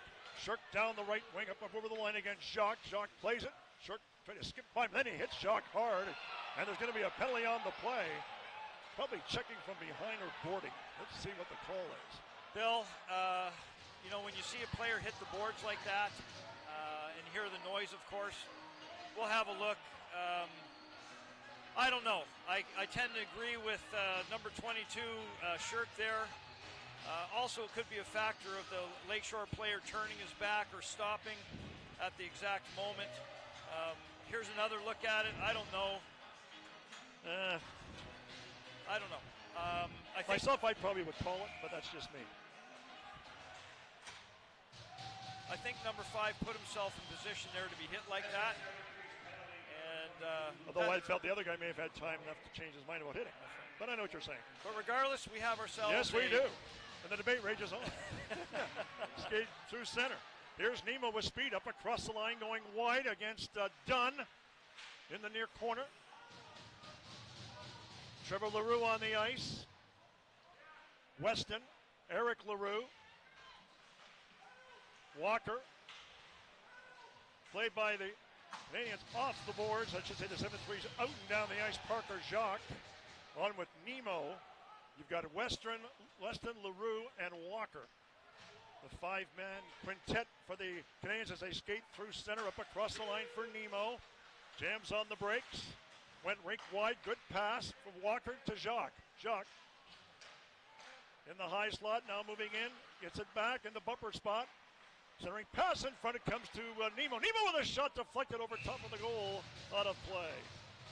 Kind of a casual shot there by Nemo. I thought he could have put a little more mustard behind it. Lakeshore having patience. They're moving that puck east-west. That's a good sign on a power play. That means you're feeling confidence. There it is coming up the middle. There's that east-west pass from the top of the umbrella down to the bumper. It didn't work, but Nemo's got to bury this. He had a lot of room above Knowles. They win the draw. Comes back to Jacques in the high slot. Goes rink wide to LaRue. Trevor LaRue back to Jacques. Jacques to LaRue near the top of the circle. Knocking it down there is Walker. Walker for LaRue. Back to Walker. Walker moving in. Comes to Jacques. Jacques now shooting. Deflected just wide off the stick of Walker. Played by Toms off the boards and out and down the ice. Just 30 seconds left in the power play for the 73s. Or should say the Canadiens. Just 20 seconds left in the power play. Siren through center for Walker. Look out. Just missed the hit from Toms. Scarlett goes after it in the corner. Given a bump there by Dunn. Hard hit by Weston. Here's Siren at the line. Now for LaRue. Back to Siren. Here's the blast. He fanned on it. And there's a loose man at center. Not spotting him, though, was 19 Jackson. Now he does it across the line for Shirk. Shirk shoots. Deflected by Heslop to the far side. Weston goes after it with Dembinski. Sends it out and down the ice. Icing charge, yes. With 7:57 remaining here in the second period. Wow, great job by Essex on that penalty kill, Bill. They showed a lot of patience and applied pressure where necessary. Lakeshore able to move that puck east-west, and they put up a couple nice chances there. Essex killing it off and protecting that 1-goal lead. 7:57 remaining in the second period. 1-0 is our score. 73s have it at the defense. Now played up here on the wing, the left side. Gout taking a good hit was Sladuya. Got it inside the zone, but he took a pretty good bump from Matt Smith. Lead pass through center with speed up across the line as Firth skated off, and Albano takes over. Out come the Canadiens to center. Just got outside the zone. Now across the line for Bizon. Bisson. Back of the goal. That's Leroux, Trevor Leroux. Bizon goes after the loose puck. Took his man to the boards. Now played it on the wall. That was Albano who was sneaking in. Look out, Leroux. Banged off the boards. Out and actually it was going to go down the ice, but it went out of play. 7:12 left here in this middle period. Bill, the last time I checked in with the hockey gods, they said it's still a physical game. It's still allowed to be physical, and boy, both of these teams are bringing this kind of a show tonight to this audience here in Essex. I'm very happy to see these young men applying the body, being physical, moving their feet. I see two teams that want to win tonight. And that's a good thing. That is for sure. Walker lost the draw. It's played by the 73s. And outside the zone, racing away is Connor Dembinski. One-on-one up across the line. He's skated off by Fable effectively. Rolls inside the zone. 17 is Buglé. Near side. Flipped out through center. Out and down the ice. Racing after it is Walker, but he won't get to it. Knocked it down. Collides heavily. Knocked down on the play was number 6, Dembinski. Now across the line. Good play now to the slot. The shot! Oh, it went off the post. I think it went off the glove in the post. Close chance there off the stick of Dembinski. Connor Dembinski is just inside the zone. They fight for it. Canadiens on the near side. Now 22 is away. That's Luke Shirk. Dumped by Nemo. On the puck is Siren with 6:17 to play in the period. Siren gave the puck away. It's in the near corner. Also after it is Adam Dunn. They still fight for it along the wall. Tough to see from our broadcast location. Now we can see it better. Whistle on the play. Liam Hall's on the puck. 5:57 remaining here in the second period. It's still 1-0 Essex here in Game 6 of the best of 7, with Essex trailing 3-2 and facing elimination. Again, the fans here in Essex being entertained with some very physical play. Good job by Luke Shirk. An opportunity to see Essex approaching. Again, stand-up play. Everyone's playing the body tonight. Physical play, Bill. And the Canadiens will bring it through center. Here's Bizon. Checked on the play. At the defense, it went past Siren. Going after it is Parker Jacques. Jacques skated off there by Liam Hall, but here on the wing is Bizon. Bizon skating down the left wing, up across the line. Keeps on going on the loose puck. Scarlett tried to center it. He did. Body's falling on the play, but now racing through center is Jackson. Jackson with speed up across the line. One-on-one against number 10. Good play by McCarthy, and he spilled onto the ice. McCarthy lost his cue, but got it back. Spun to the line, but kept inside the zone. Now from the line, it flutters wide of the goal and on the loose disc and going after it. Parker Jacques takes his man to the wall with 5:10 to play in the period. Springs loose for McCarthy. McCarthy under pressure from Matt Smith. Laid up on the wing. Canadiens can't get it out. It's sent wide of the goal. Chittle goes after it. Chittle for Essex. Lost control of it. Banked off the boards and through center, racing after it. Jamming on the brakes there, number 11. That's Adam Sullivan. Sullivan couldn't get control of it. Flip now to center. And now up across the line and sent inside the zone by 14. Tyson Chittle. To the far side it goes. McCarthy bowled over. On the loose puck there is Sladuja. Sladuja just got inside the zone. We have 4:30 to play here in the period. Puck in the corner. Canadiens were applying pressure, but escaping it is Andrew Toms. Toms, nice move away from Sladuja. That was speed up across the line. Rolls to the goal, and Heslop is going to make the save and no further play. Good end-to-end play there by Toms. Protecting the puck. Here he comes, making a move. That rush, Bill, started way at the other end where he protected the puck and evaded two Lakeshore. Has good mobility for a D-man, that's for sure. He can skate. That's right. Good forechecking. Like the edges that he has. Like the edges. We call that the Crosby move, that pivot where you open both feet up, you get the bum down, you protect that puck. Tom's able to do it end-to-end with a good opportunity on Heslop. Face off inside the zone. Ugley will take the draw for Essex. Leroux for the 73, for the Canadiens. Now to the near side. Here's Weston. Weston got it to center. Knifed inside the zone. 73's clear. Here's LaRue. We're going to whistle on the play. What do we got here? It's a delayed offside, Bill. Okay. Yeah. Thought everybody cleared. 4:04 to play here in this middle period. I object. There's 4 minutes left to play. Bill, this is a tremendous hockey game. You know, sometimes you get lost in a 7-game series, and not all games are important to each and every player, and sometimes that's obvious in their play. But what I'm seeing is when 10 players on the ice at once plus goaltenders, everybody's involved, everybody's got energy, everybody wants to win tonight. Well, like the old saying, sometimes you paint a barn, sometimes you get a Rembrandt. That's right. Yeah. This is not a barn. Kind of like what we're doing. Exactly. As it's inside the zone, LaRue going after it on the forecheck. That was LaRue again. Now Trevor LaRue with a backhander scores! And the Canadiens have tied this one. Trevor LaRue, I believe it's his 7th goal of the series, or I should say of the playoffs. Let's take a look. Yeah, LaRue doing a great job on the forecheck, actually creates a takeaway. And of course, many times as you hard work comes back to you. Got an open opportunity using that backhand. That's his 16th goal of the playoffs. 16th goal. He's obviously the leading scorer in the playoffs. I think it's his 7th of the series, but his 16th of the playoffs. His goal won Game 5 in Bell River. You're correct. On the power play the other night. At the line as we are tied up at ones with 3:35 to play in the period. That was a block on the defense. They get it back and a shot to the goal. What a glove save there by Heslop as he snaps out that glove hand in rapier-like fashion and holds on. I was wondering when that was going to come out, but let me go back as we look at Heslop. Let me go back to that LaRue goal. Takeaways in your own end, certainly they lead to opportunities. Here's one from Essex. Look at this glove save. Boom.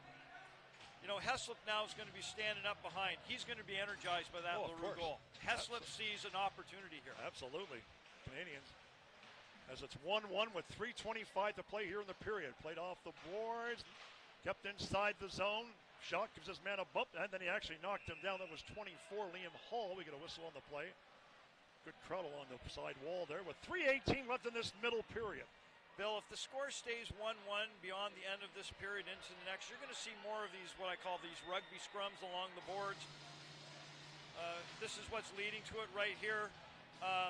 Again, people are going to be afraid to make plays. Some of them will, and you're going to see more and more of this tight action along the wall. At the line, there's a shot just sailing wide. That one off the stick of number 4, Riley Pollock. We get a whistle on the play as Heslop will cover up, but he got a good shot away despite being under pressure at the line. Yes, Heslop now sees an opportunity to send this home tonight. Keep in mind he's only 17 years old, so he's playing in a league where there's a lot of older players. That's right. And he's looking up to these guys. And when a player like LaRue is scoring game in and game out, giving his goalie confidence. There's a shot that was blocked at the defense and is played now by Walker for the Canadiens. Lead pass through center. Pizot couldn't get it. Nemo's on the ice as well. It's a pretty good line for the Canadiens. Sent inside the zone. 2:50 to play in the period. Played by Knowles. Look out. He gave the puck away to Nemo. Nemo at the line. Here's Siren. It goes wide off a stick. Far side. Played by Braddock. And on the move for the 73s. They cough the puck up on the loose disc is Nemo. Nemo shoots. Blocked away by Nemo. I should say Knowles as it goes off here on the far side. And racing away is 22. That's Luke Shirk. Shirk brings it up across the line for the Essex. A shot up high to save the rebound, and it just went wide of the goal of Heslop. 2:15 to play here in the period. On the loose puck is McCarthy. Sent around the boards, kept inside the zone. There's Chittle. At the line, just kept inside the zone, but now the Canadiens will take over. They lost the puck. That was McCarthy, now cleared to the far wing. Sent inside the zone by Pizot with Bizot on the forecheck. At center, 1:55 to play in the period. McCarthy lost position. Covering up on the play was the defense, and that was Albano. We get a whistle on the play, and it goes out of play with 1:49 left here in this middle period. With this kind of time left, a tie game, 1-1, Bill, coaches want their players to be calm at this point. No one needs to get too excited. Keep it simple. Your hope is that someone's going to make a mistake, giving you the opportunity to get to that dressing room with the 1-goal lead. Face off over again. Face off will be done over again. At the line. Now back of the goal. Canadiens pin their man against the boards. Dembinski with Scarlett. 10 is McCarthy. Out with the puck. And losing it there was Smith, and it's rolled out down the ice. 1:25 to play here in the period. On the loose puck is Connor Dembinski up across the line. Went wide of the goal. Going after the loose puck, that's number 6, Scarlett. Scarlett. Shot to the goal, blocked by Heslop. Sladuya can't get outside the zone. A pass intended for Dembinski, but he couldn't get it. Sladuya on the forecheck, make that Scarlett. Final minute of play here in the second period, and Andrew Toms now will lead the rush through center. Inside the zone, but it goes out of play with 55 seconds to play here in the period. Bill, everybody's got a man. Everybody's got a job to do in your own end at this time. 1-1 game, second period. The last thing you can do as a player is be a puck watcher. Everyone's got to be aware of the puck in front of them, but also the most important man is the guy you should be covering behind you. Face-off will be a neutral ice. Canadiens control the draw. Now Essex has it. Jackson with speed down the wing, up across the line. He stood up by Siren. Parker Jacques on the ice as well. Here's Smith. Centering pass in front, blocked by Heslop. 40 seconds to play in the period. Side of the goal, they crashed the net. We got a whistle on the play, and now more shoving in the goal area. Down on the ice is Heslop. Right here, the most important person who can be keeping restraint, Bill, is actually the referee. Look at this on the replay. Okay. Good play around Heslop's net. Essex has control. Of course, they're trying to shovel that puck to the net and bring bodies to the net. Good solid play here. Gets tried to tuck around. Couldn't jam it in. Crookshanks tries to tuck it in on Heslop. Heslop says no way. They scrum the draw. Canadiens get control, and it's kept inside the zone, but now it comes out, but Weston couldn't get to it. 25 seconds to play in the period. Weston trying to pry it free, kicked it at center, took a pretty good bump from Crookshank. Hustling after it there is LaRue. He steals the puck, and he falls on the play, played by Knowles to the line, but kept inside the zone by Siren. 10 seconds to play in the period. Knife towards the goal, blocked at the defense. Knocked off a stick to center. Here's Jacques. This might be a high stick with the puck. Yes, it is. Yep. With 4.7 seconds to play here in this middle period.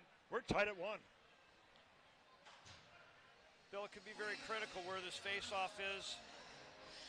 It's going to be deep to Heslop's left. If I'm Danny Anger, I'm bringing out my top face-off guy, preferably a left-handed shot. There he is, 16, coming to the circle. Everett Parent.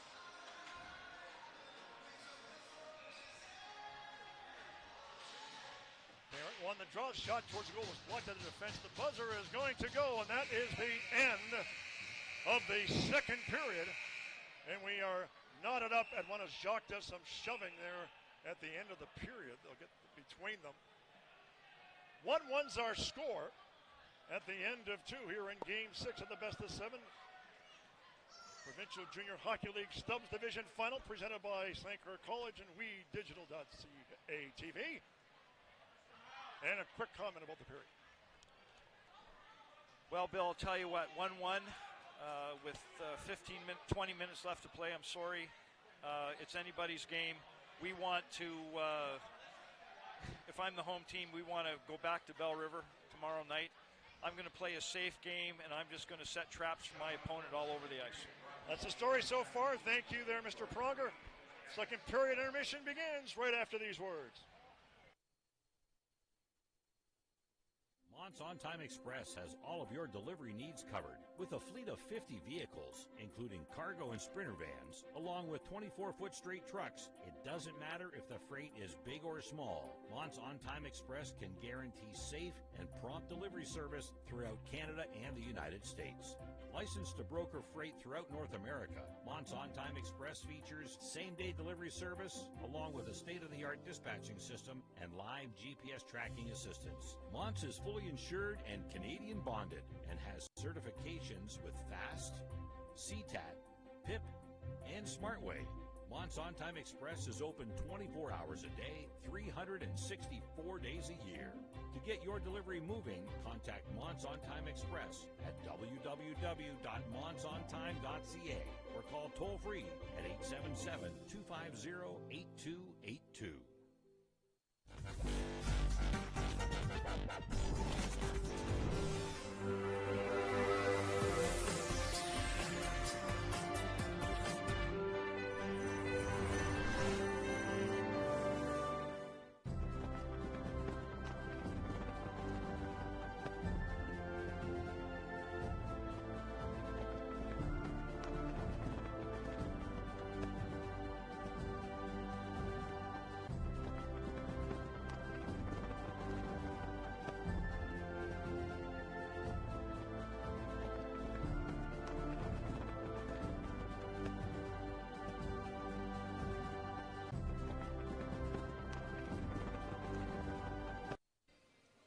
Welcome back to the beautiful Essex Arena in downtown Essex, the site of game number 6 of the Stobbs Division West Final.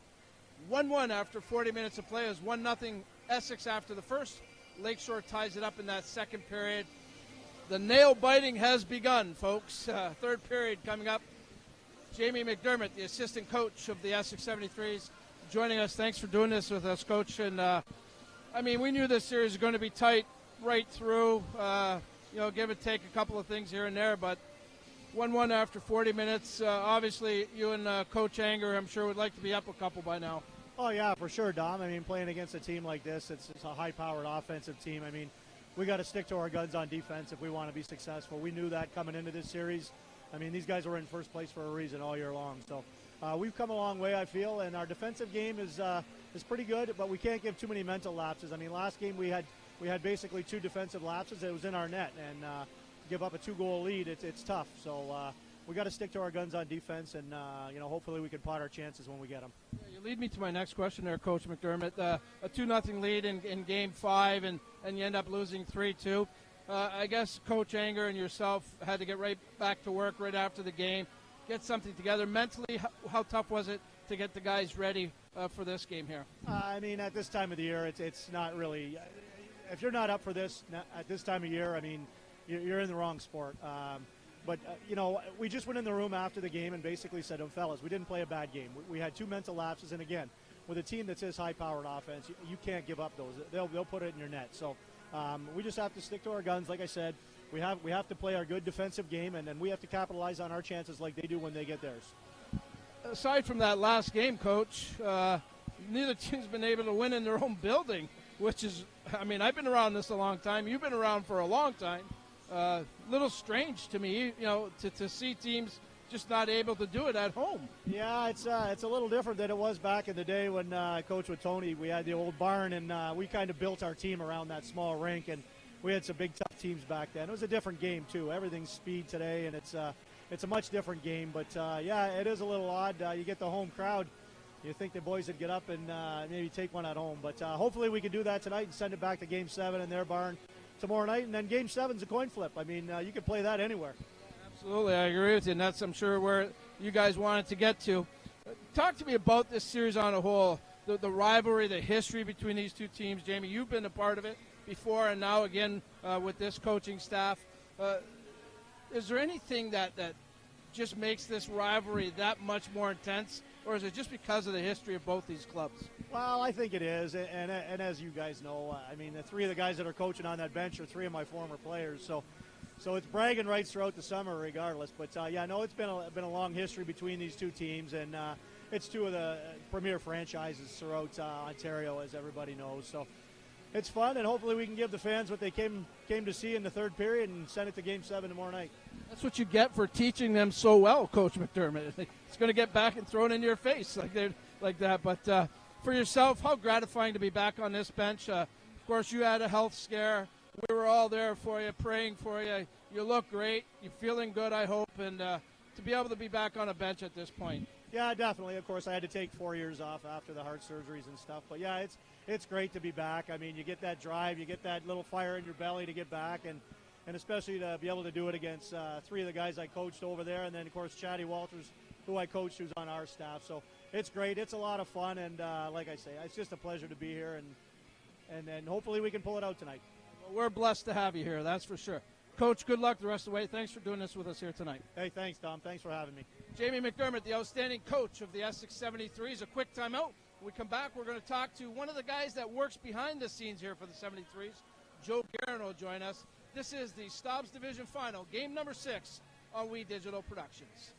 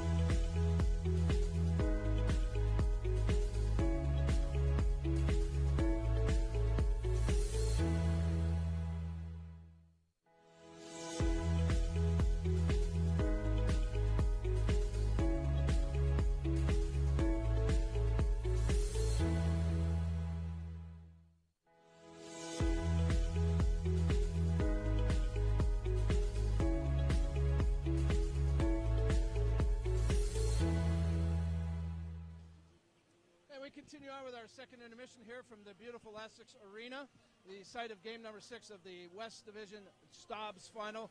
1-1 our score after 40 minutes of play between the 73s and the Lakeshore Canadiens. As promised at the break, one of the hardest working guys behind the scenes for this 73s hockey club. No doubt about it, this guy works tirelessly for the hockey team, and this year he put something together that's really unique. I'm going to let him talk about it, but very pleased to have Joe Guerin on with us. Thanks for doing this with us, Joe. Are you just the facts, just the facts. I only report the facts, Joe. But is it a little bit of nail-biting time right now for you guys? Yeah, I mean, it's been a great series, and it's been a great game. I think it's everything that everyone's expected. So tell our viewers what's gone on here in Essex. You introduced something really unique. I think it's a great initiative, long overdue perhaps, and you took the steps to make it happen, Joe. Yeah, thank you. Yeah, so actually it's a team, our whole organization's behind this, but next year's our 50th anniversary, and one of the things we've been trying to put together for the last several years is a wall of honor, something we can pay tribute to the players and the people that have come through our organizations, fans, staff, etc. And we're going to be doing that this summer, August 26th, 27th, 28th, and I'm looking forward to it. We inducted 36 people in our first year, and it's going to be sort of a homecoming weekend, and we're all looking forward to it. I think it's a great idea, and you and a staff of people have put together the lists.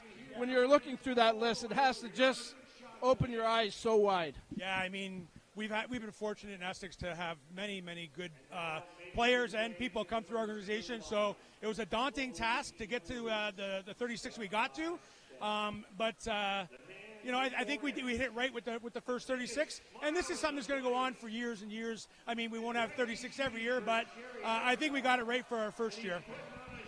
What do you think makes the 73's organization, aside from the work that's done behind the scenes, what do you think makes this organization so special, Joe? Well, in all honesty, it's just hard work from everybody, from the people behind the scenes, like you mentioned, and every year we seem to get good fan support and very good support from our businesses. So we're a non-profit organization. We're self-operated, and we really have nothing but our businesses and sponsors to thank for. And then we're able to put a good product on the ice every year, and I think that's important. For sure, and you guys do that, that's for sure. I got 30 seconds, Joe. Where can they get information on this upcoming event? So our website, Essex73s.ca, or follow us on Facebook, and hopefully We Digital will put the plug out too. Yeah, absolutely. We Digital's right behind it, that's for sure, Joe, and proud to be part of it for sure. Appreciate your time here tonight. Congratulations on everything, and I'm looking forward to this day. I think it's going to be really special. Yeah. Joe Guerin, one of the good guys for sure, working hard for the Essex 73s. Take a quick timeout. We'll get cut back here to the arena. The call of the third period. This one's still up for grabs as the 73s and the Canadiens deadlocked at 1. This is the Stobbs Division Final on We Digital Productions.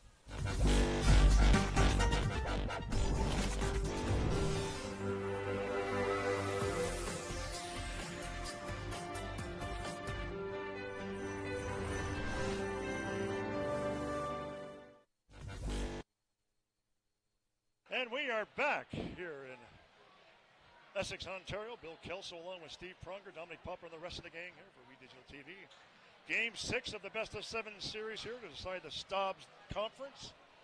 And Steve, tell us what happens should Lakeshore win today, or actually the eventual winner of this series, very quickly. Well, really the Stobbs Division Championship, Bill, is my understanding. They'll advance to play the winner of the YEC Division in the West Conference Championship. Obviously, that's next.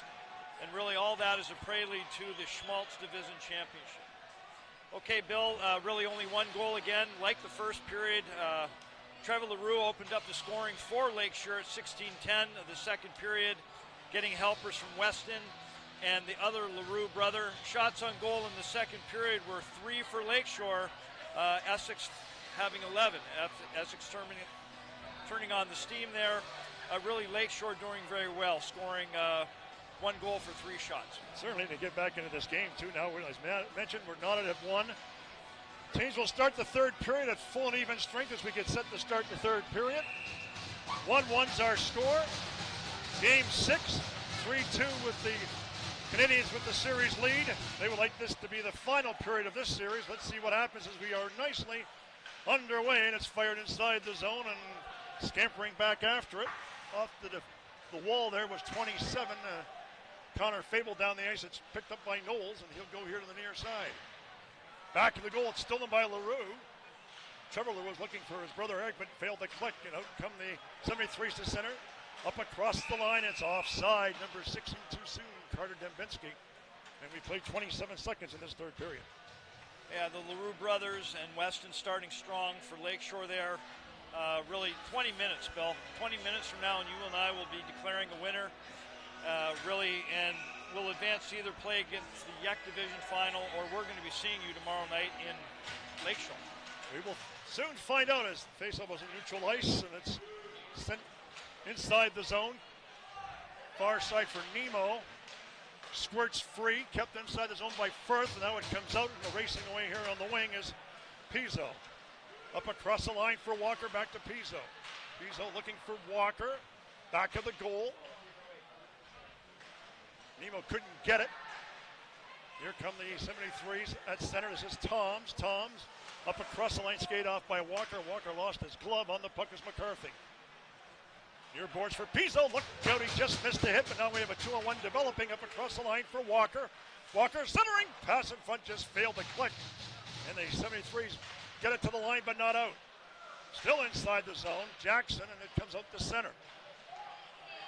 Working his way up across the line. This is Matt Smith. Smith around Nemo.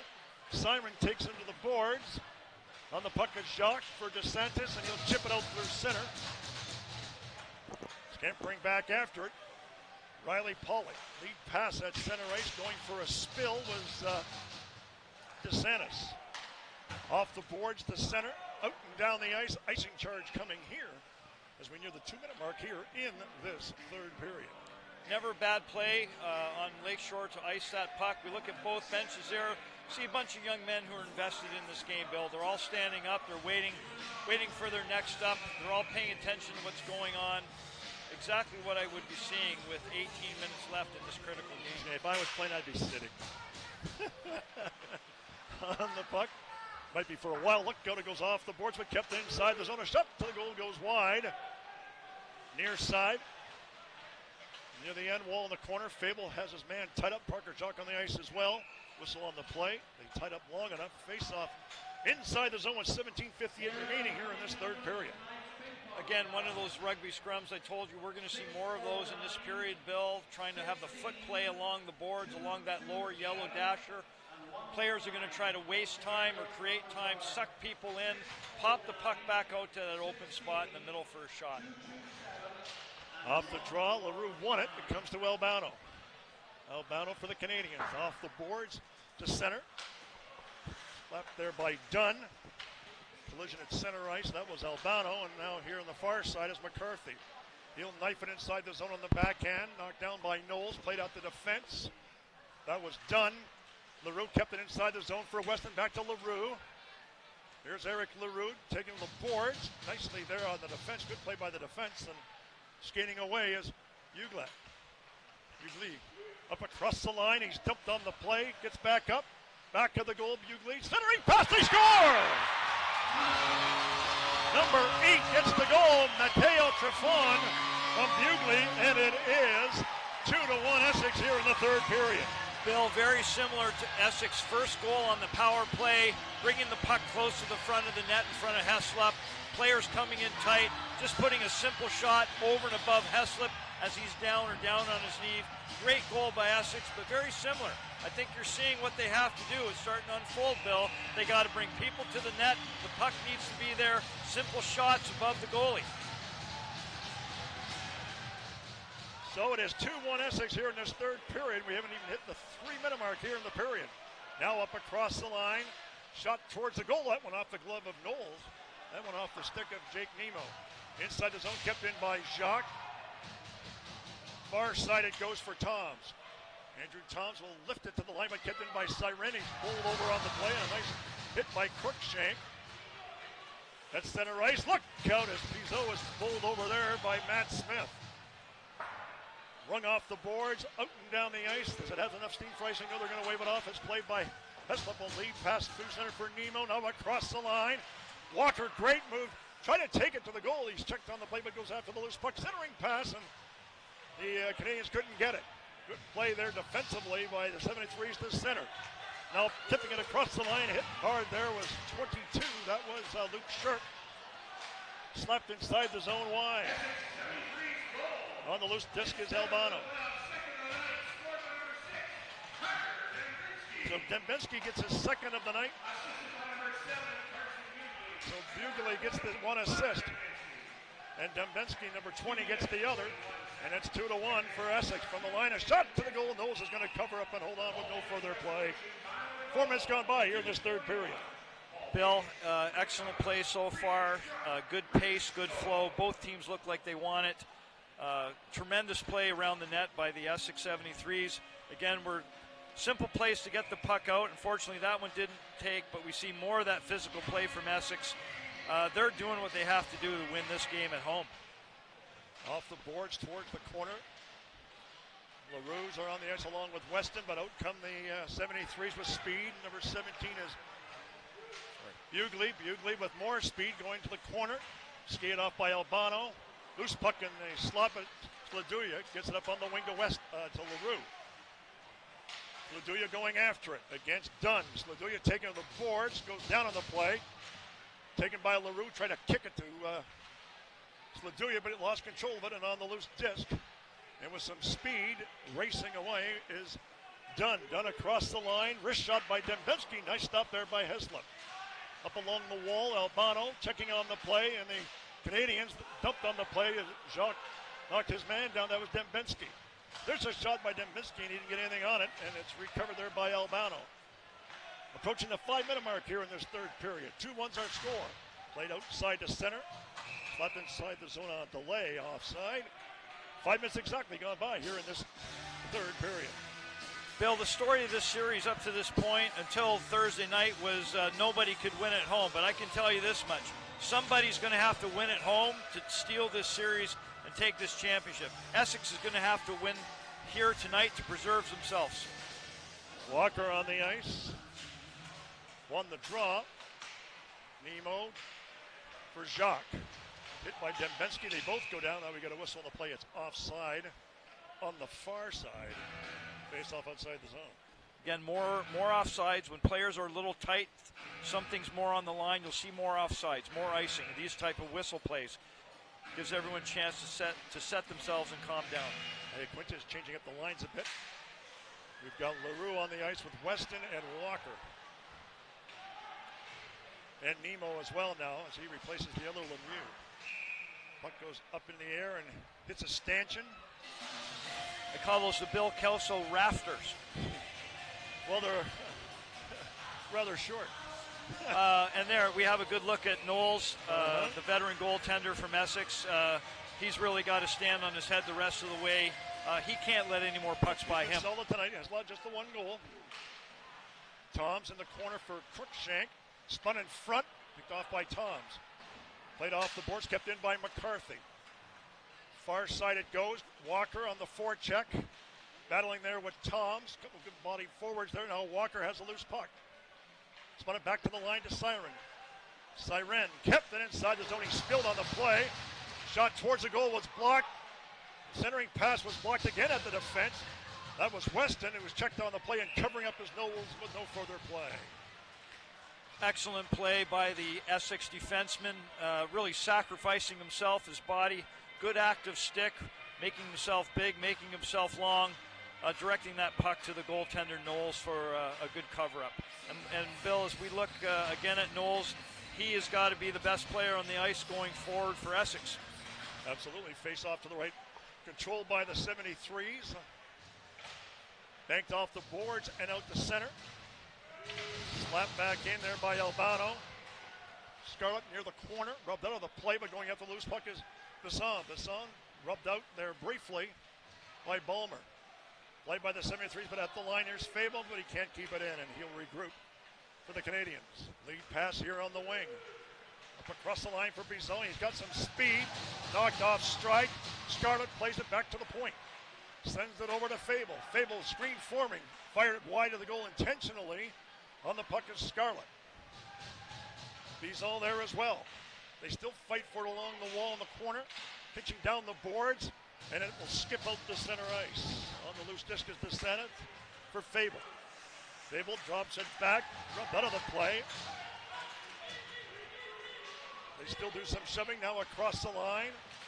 Down the boards comes Sladuya. Sladuya in the corner for LaRue. Far side it goes. Out come the 73s. Lofted through center ice. Albano couldn't get it with speed across the line as Ugli's going to roll to the goal with no further play. 12:54 remains here in this third period. I think Anthony Iaquinta might be double shifting Trevor LaRue, and why not?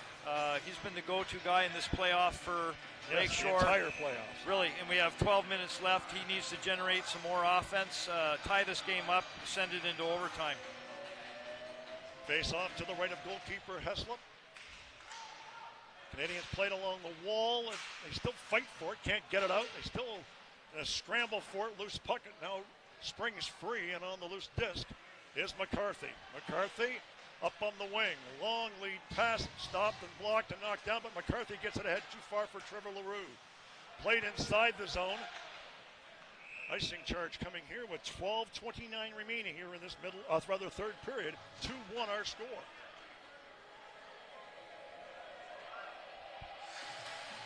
Good look at Brian McCarthy right there. He's been an integral part of that Lakeshore offense. Anthony Iaquinta, he's got 13 minutes or so, Bill, to figure it out. We know he's double shifting Trevor LaRue, giving McCarthy a lion's share of ice times as well. Why not? Your offensive guys getting more action as it's cleared out and down the ice. Again, we're going to have another icing charge. Okay, and we see what's going on. Essex is going to keep doing this. There's no, that high off the glass. Draws high out. You know what? It's like a punt in football. Danny Anger's going to punt that football whenever he can. Challenge Lakeshore to bring it back up or to win at the face-off dot in his own end. Now we got a face-off at center ice, I think. What do we got here?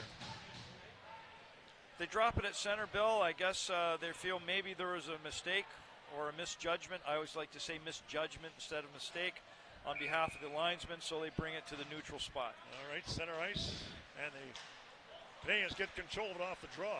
Lead pass here in the wing for Weston. Weston brings it across the line. Played by goalkeeper Knowles along the boards. Kept inside the zone. That was Walker. Weston. Walker with the loose puck. Make that Weston. Looking for Walker behind the goal. It's played by Toms. He overskated it, but now got away from Weston. Off the boards, McCarthy keeps it in. And we got a hand pass. The face-off will come outside the zone, and that was a universal call there by the officials. Right. I don't know if you can feel it, Bill. I can. Things are really starting to tighten up a bit. Right? When you get whistles every 20, 35 seconds. Out there. That's right. Okay, the whistles are being blown quickly. Things are tight. And anything can happen. Be ready for it. 73's control the draw at the defense. Toms lofting it through center. Knocked down by McCarthy. He'll go rink wide to Jacques. Under pressure from Smith. Ahead to Walker. Walker lead, pass at center, and a good one for Nemo. Nemo brings it across the line with speed going wide on Toms. Dumped on the plate, tried to center it. It's gobbled up there at the defense by the 73s. Out they come through center. Racing up across the line. That's Smith. Smith dragged to the ice and knocked down by Cyril. On the puck is Jacques. Steered away by Walker to center. Played by Toms. Jacques was stopped at center, but across the line. A shot by 37. That is DeSantis. Lifted out through center ice and scampering back after it. Parker Jacques. Up pass at center. Up across the line for Scarlett. Scarlett had trouble controlling, but he'll send it inside the zone. Pizot goes after the loose disc. The other forward is DeSantis. They fight for it near the end wall. Up along the boards. Scarlett falls down on the play. 10:44 to play here in the period. Time going by. Now it springs. A shot to the goal, went off the side of the net. Just wide of goalkeeper Knowles. And on the puck is Riley Pollock. Long lead pass through center. Here's Jackson up across the line with speed. Make that 6. That is Dembinski. Dembinski away from Albano and then dumped on the play by, that was Albano who got it. That was Fable who took him on initially. And it's going to skip up into the crowd or off the netting. With 10:17 remaining here in this third period. Carter Dembinski has made himself known to us, Bill, all game long. Really 14 playoff games, 7 goals, 3 assists. 14 games, 7 goals, 3 assists for 10 points. He's been a standout for us tonight for the Essex side. And really, we seem to be calling his name awful lot. Him and his brother doing a great job. Canadiens can't get it out. It's kept inside the zone back behind the goal. Centering pass in the slot. Not getting much on the puck was there. Was Jackson. Here's Jackson with speed through the circle. Wristing it wide of the goal. He's dumped on the play. Cruikshank tried to center it. He did, but it's cleared to the far side. And LaRue with a long lead pass for brother. Actually, it's Laduya. Laduya up across the line. Took his man to the boards, but it goes to the far side for Andrew Toms. Toms lofting it, knocked down with a high stick. If the Canadiens touch it, and they do, a face-off. With 9:43 left here in this third period.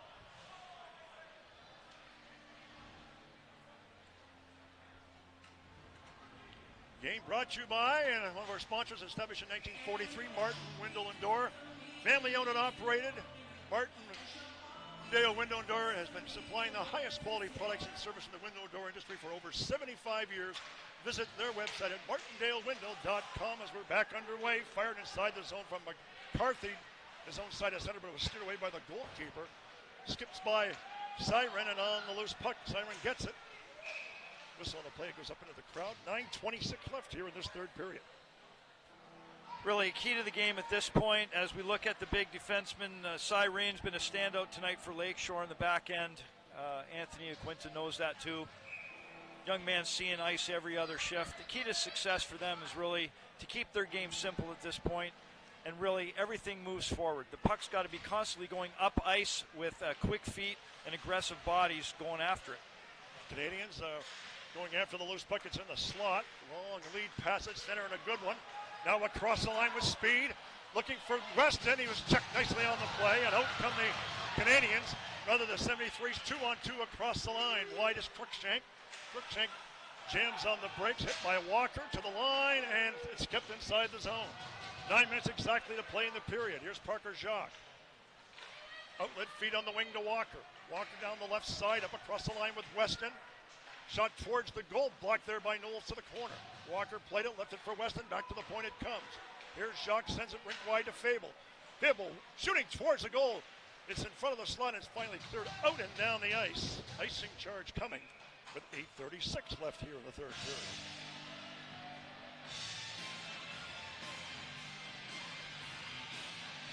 Good aggressive play, Bill, of Lakeshore.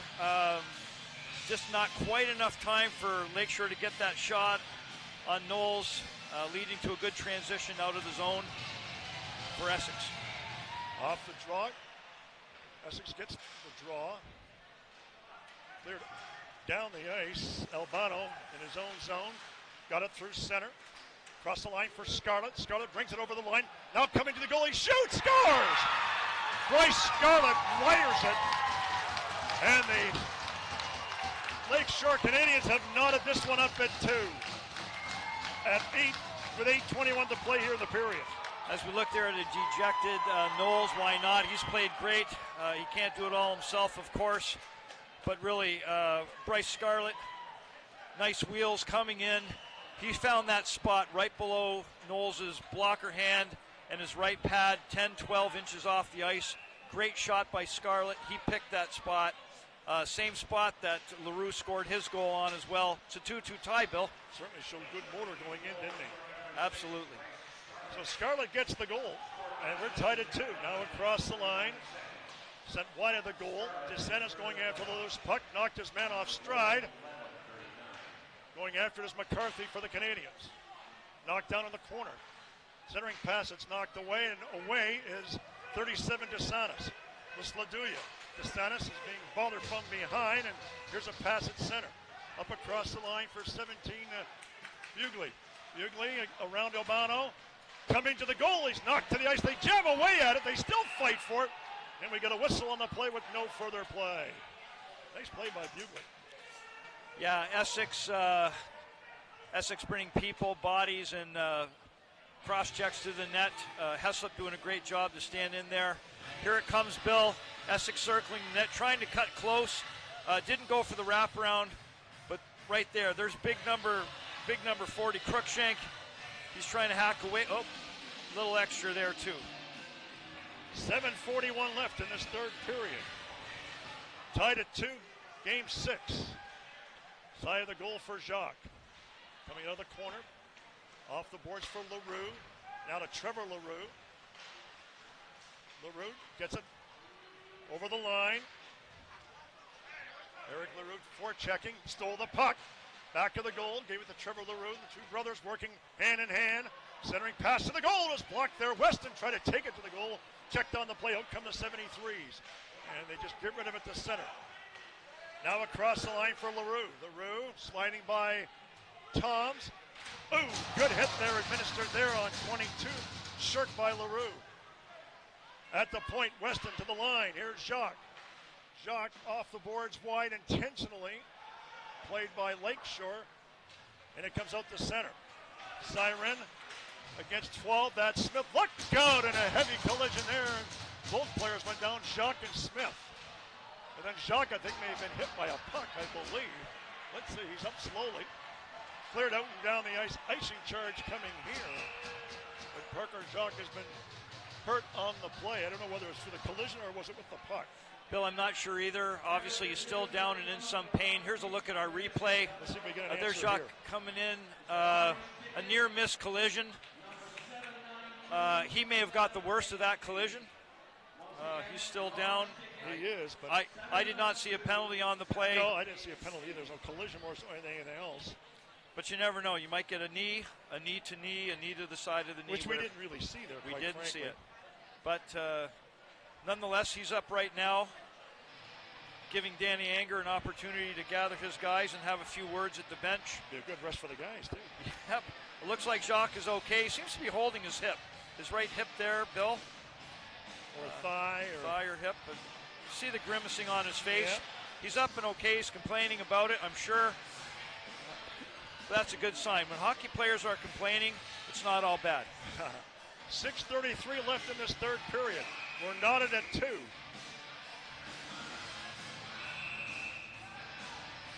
Trevor LaRue will take the drop. for Lakeshore. He won the draw against 16 Parent.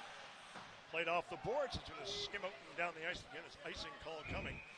With 6:25 left here in this third period, and it's nail-biting time here at the arena.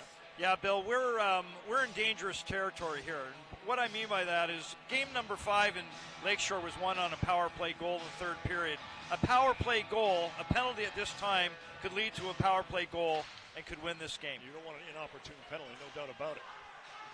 Off the draw, comes back to the point.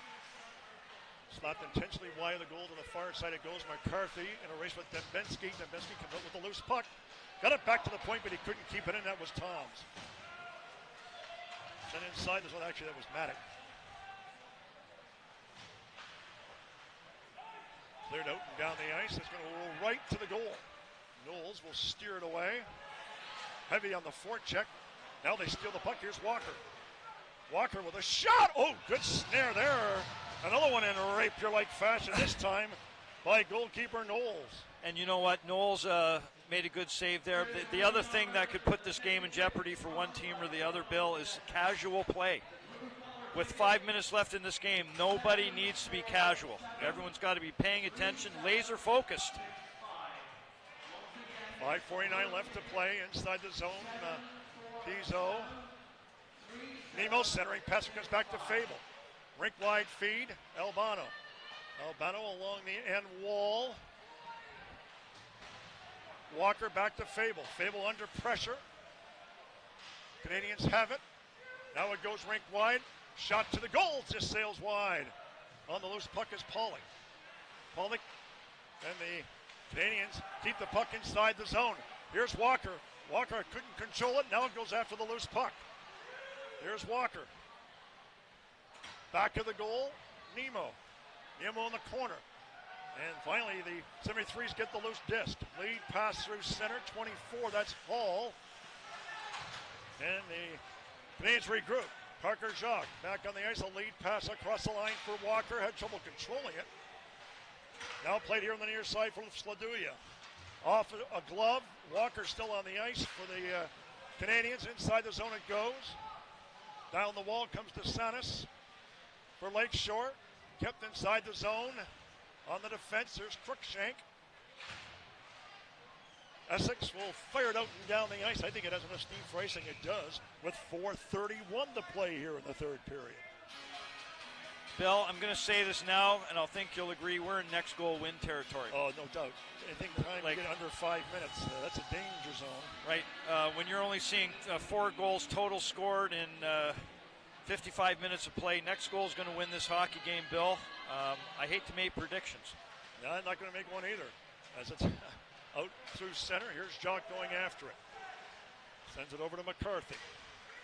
McCarthy leading the rush to the red line, and he'll dump it inside the zone off the corner. Banged off the boards. Here's Smith. Matthew Smith took a bump on the play from Sladuya. It's dumped inside the zone. That was Scarlett. Took a bump on the play. Now across the line for Essex, and it's stolen by Scarlett. Racing after it is Weston. He can't get to it. Siren inside the zone it goes. 3:54 to play here in the period. Back to the goal. Here's Toms. Off the glass to center. Albano couldn't knock it down. Trying to play the loose disc. They still fight for it. It's in the slot, but on the move there is Weston. He gets it rink wide. Here's LaRue. Looking for Trevor LaRue. He almost had a break inside the zone. And it's gobbled up there by number 6. Here's Dembinski. Look out, he collided there, but they get a whistle on the play. It's going to be an icing charge with 3:23 to play here in this third period. Didn't quite make it to that red line. It's coming all the way back into the Essex end. Great opportunity here for Heslop and the Lakeshore Canadiens. Looks like a pretty calm bunch on that bench, Bill, considering where they're at in this game. Coach Quinn has got to start thinking about his face-off men winning these draws when he has these opportunities. Off the draw, the Canadiens couldn't keep it inside the zone. Now up across the line for number 6, Dembinski. Dembinski on the defense, knocked down on the play effectively by Jacques. It's here on the near wing, a shot there by 17 Hughley. Hughley still fights for it with Pizzo at the defense. Now through center, up across the line. Here's Nemo. He's going to whistle on the play. With 2:57 left here in this third period. Woo. Offside, Bill. Look at this on the replay. Carter Dembrensky been a standout all game. Face off just outside the zone. Scarlett's on the ice with Sladuya and DeSantis, and it's sent inside the zone by the Canadiens. 2:50 to play here in the third period. Inside the zone, they fight for it. Played by Essex. Open man at center, no, and it's fired right back inside the zone by the Canadiens. On the puck is Pollock. Just got rid of it down the ice. Icing is waved off. Scampering after is McCarthy with Cruikshank in tow. McCarthy checked on the play, got it back again, and he clears it out and down the ice. On the puck is Toms at center. Toms will wire it back inside the zone and went off a leg. Jackson tried to spin it in front. Loose puck, they fight for it, and it's lofted out and down the ice. Does it have enough steam for icing? Yes, it does, with 2:08 to play here in the third period. Game 7 if necessary, and that is if Essex wins this one. We're again touted it will be tomorrow. Catch us live at 6:50 here on We Digital TV. Bill, we have 2 minutes from now, or potential overtime to see who that's going to be. I can tell you right at this point, both coaches need to have their best face-off men out on the dot right now. And Scarlett just won the draw for the Canadiens. Out they come with the puck. McCarthy a long lead pass at center. Icing is waved off. Nice play there by 37. That was DeSantis. Slipped up on the play too, but he made a great play. Nevertheless, 1:50 left to play here in the period. The two LaRues are on the ice along with Weston for Lakeshore. Now across the line. Going after it, 9 is Firth. Matt Smith there as well. He has it out of the corner on the near wall. Now for Firth. Firth working against Siren. Siren takes him against the boards. Taken there by 12, Smith. Loose puck still along the wall. 1:27 to play here in the period. Time becoming a definite factor. Jacques is bowled over on the play. Here's Smith. Smith for the shot was blocked on the defense by Jacques. And then down goes Smith on a good hit. Siren checking his man on the play. 1:10 to play here in the period. Siren all bothered there from behind, and out come the Canadiens through center. A long lead pass, and racing after it is LaRue, played by Knowles. Stolen there very briefly by LaRue. Pass up on the wing too far. It's going to roll inside the zone. Change coming for both teams with 48 seconds to play here in the third period.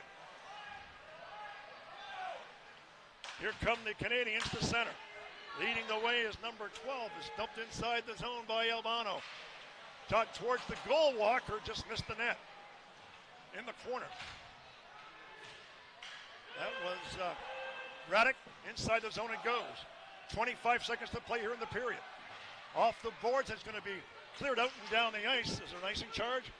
No, yes, it is. Icing with 18.3 seconds left here in this third period. Bill, if I'm Coach Iaquinta, I might be compelled to call a timeout here, get my best face-off guy at the dot.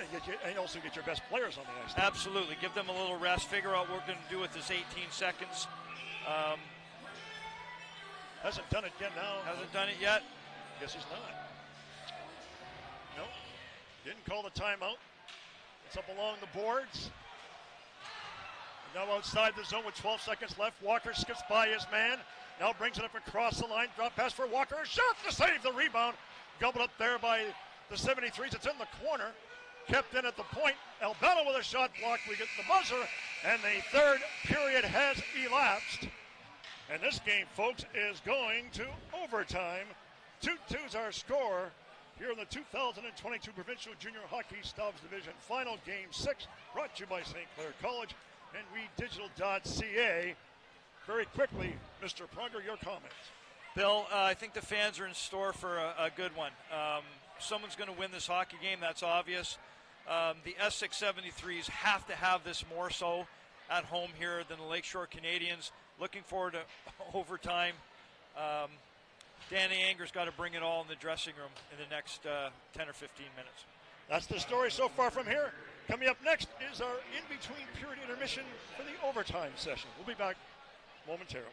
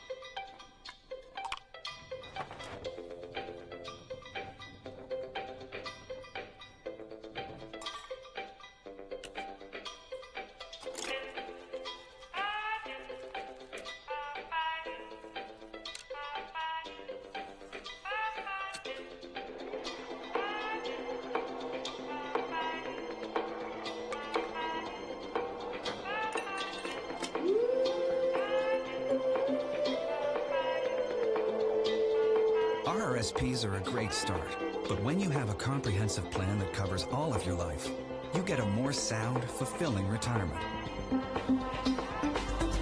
Let us help get more out of your money so you can get more out of life. Investors Group.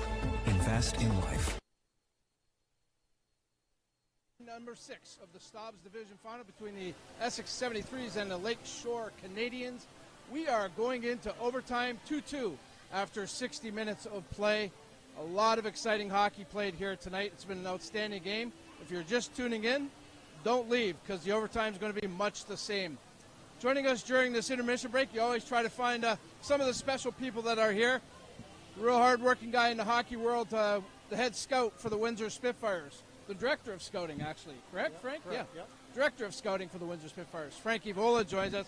Thanks for doing this with us, Frank. And talk to me about the game here tonight. What do you think of it so far? Obviously, two evenly matched teams, and probably would expect an overtime in one of these games. So it's fitting that in a small barn, it's tight checking. So one little mistake can end the series or move the series on to Game 7. Yeah, and you've been following the series. You were also in Lakeshore, taking in a game, and it's been real amazing to me, Frank, anyways, to see that, just last game, a team finally won on home ice.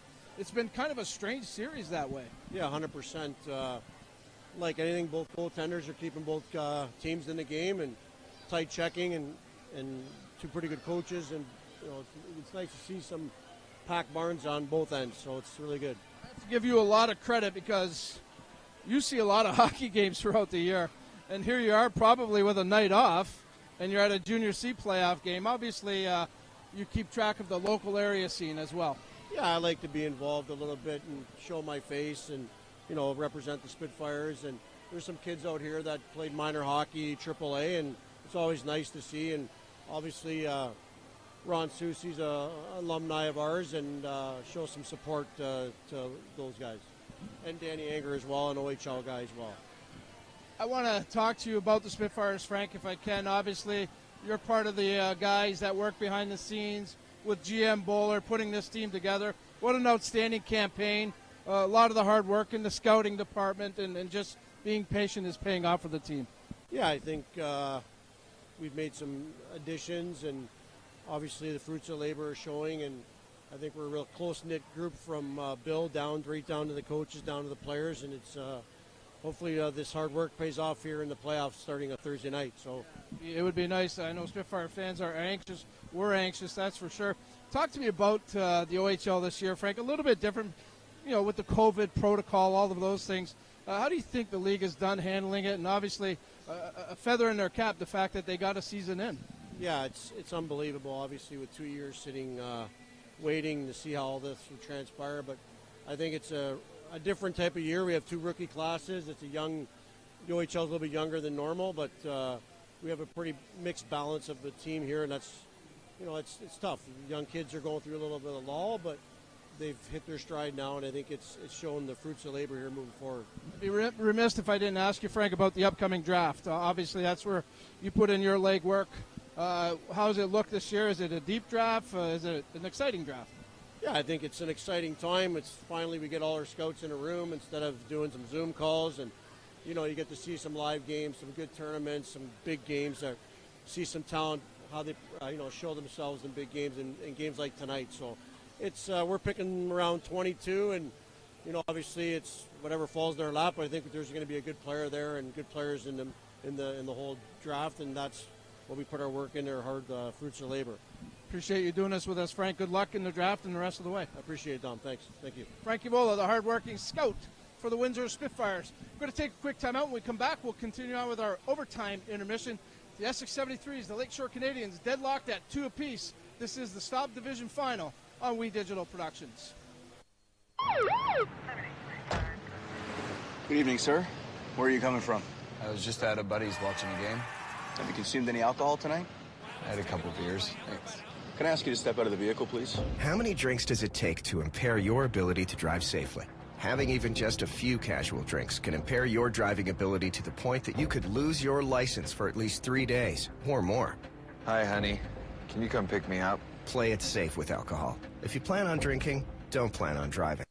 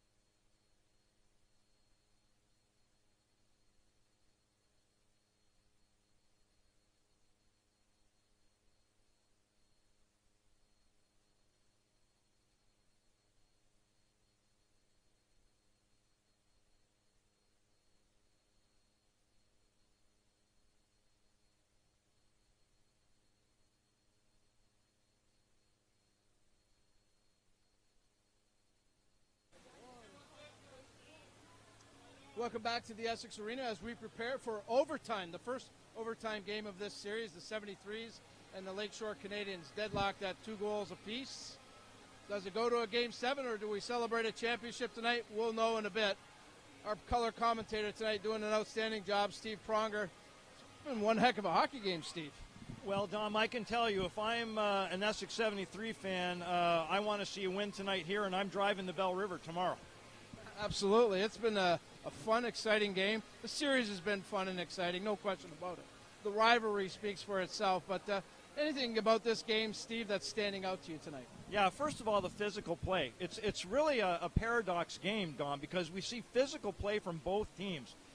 Aggressive skating, body checking, very, very good playoff hockey in terms of physical style. But at the same time, we're seeing smart play as well, because it's almost like snakes waiting in the weeds, because both teams are taking advantage of opportunities that present themselves. The 2 Essex goals were really close in around the net. Heslop goes down, pucks go over him on quick, simple shots. Excellent. On the other end, we see typically the LaRue, I call it the LaRue gang in Weston. They're attacking the net. Scarlett and LaRue scored on very similar shots, exactly the same place on Knowles. Going into this overtime, you've coached at many levels of hockey, including the pro level. What do you say to your guys if you're the Essex 73s? I'm not saying anything. Dom, I know that may be counterintuitive or what people think. Or, you coach, you go in there and rile them up. But I think in a game of this nature and what's at stake, and what I have seen from my bunch tonight, they're ready to go. And I don't want to interrupt. Less is more with the Essex 73s. If I'm at the other end, the Lakeshore, we want to win this and get a nice break before we may have to play down the road. in the next round, I'm going to really lean on my guys. Weston and the LaRues, I'm going to double shift them early. I'm going to put pressure on Essex to cough up that puck in their own end. Do I dare ask you for a prediction for each team? You know what? I have to tell you what. LaRue and Weston, they've been too good this whole series. And you know what? I got to play my cards on the money that wins, and I think Lakeshore's going to pull it. Look for that LaRue line to do something outstanding to win this game for Lakeshore. Okay, well, we're just a couple of minutes away from overtime, the championship game number 6 between the Lakeshore Canadiens and the Essex 73s. We're going to take a quick timeout. When we come back, we'll have the call of the overtime session. This is the Stobbs Division Final on We Digital Productions. Mont's On Time Express has all of your delivery needs covered with a fleet of 50 vehicles, including cargo and sprinter vans, along with 24-foot straight trucks. It doesn't matter if the freight is big or small. Mont's On Time Express can guarantee safe and prompt delivery service throughout Canada and the United States. Licensed to broker freight throughout North America, Mont's On Time Express features same-day delivery service, along with a state-of-the-art dispatching system and live GPS tracking assistance. Mont's is fully insured and Canadian bonded and has certifications with FAST, CTAT, PIP, and SmartWay. Mont's On Time Express is open 24 hours a day, 364 days a year. To get your delivery moving, contact Mont's On Time Express at www.montsontime.ca or call toll-free at 877-250-8282.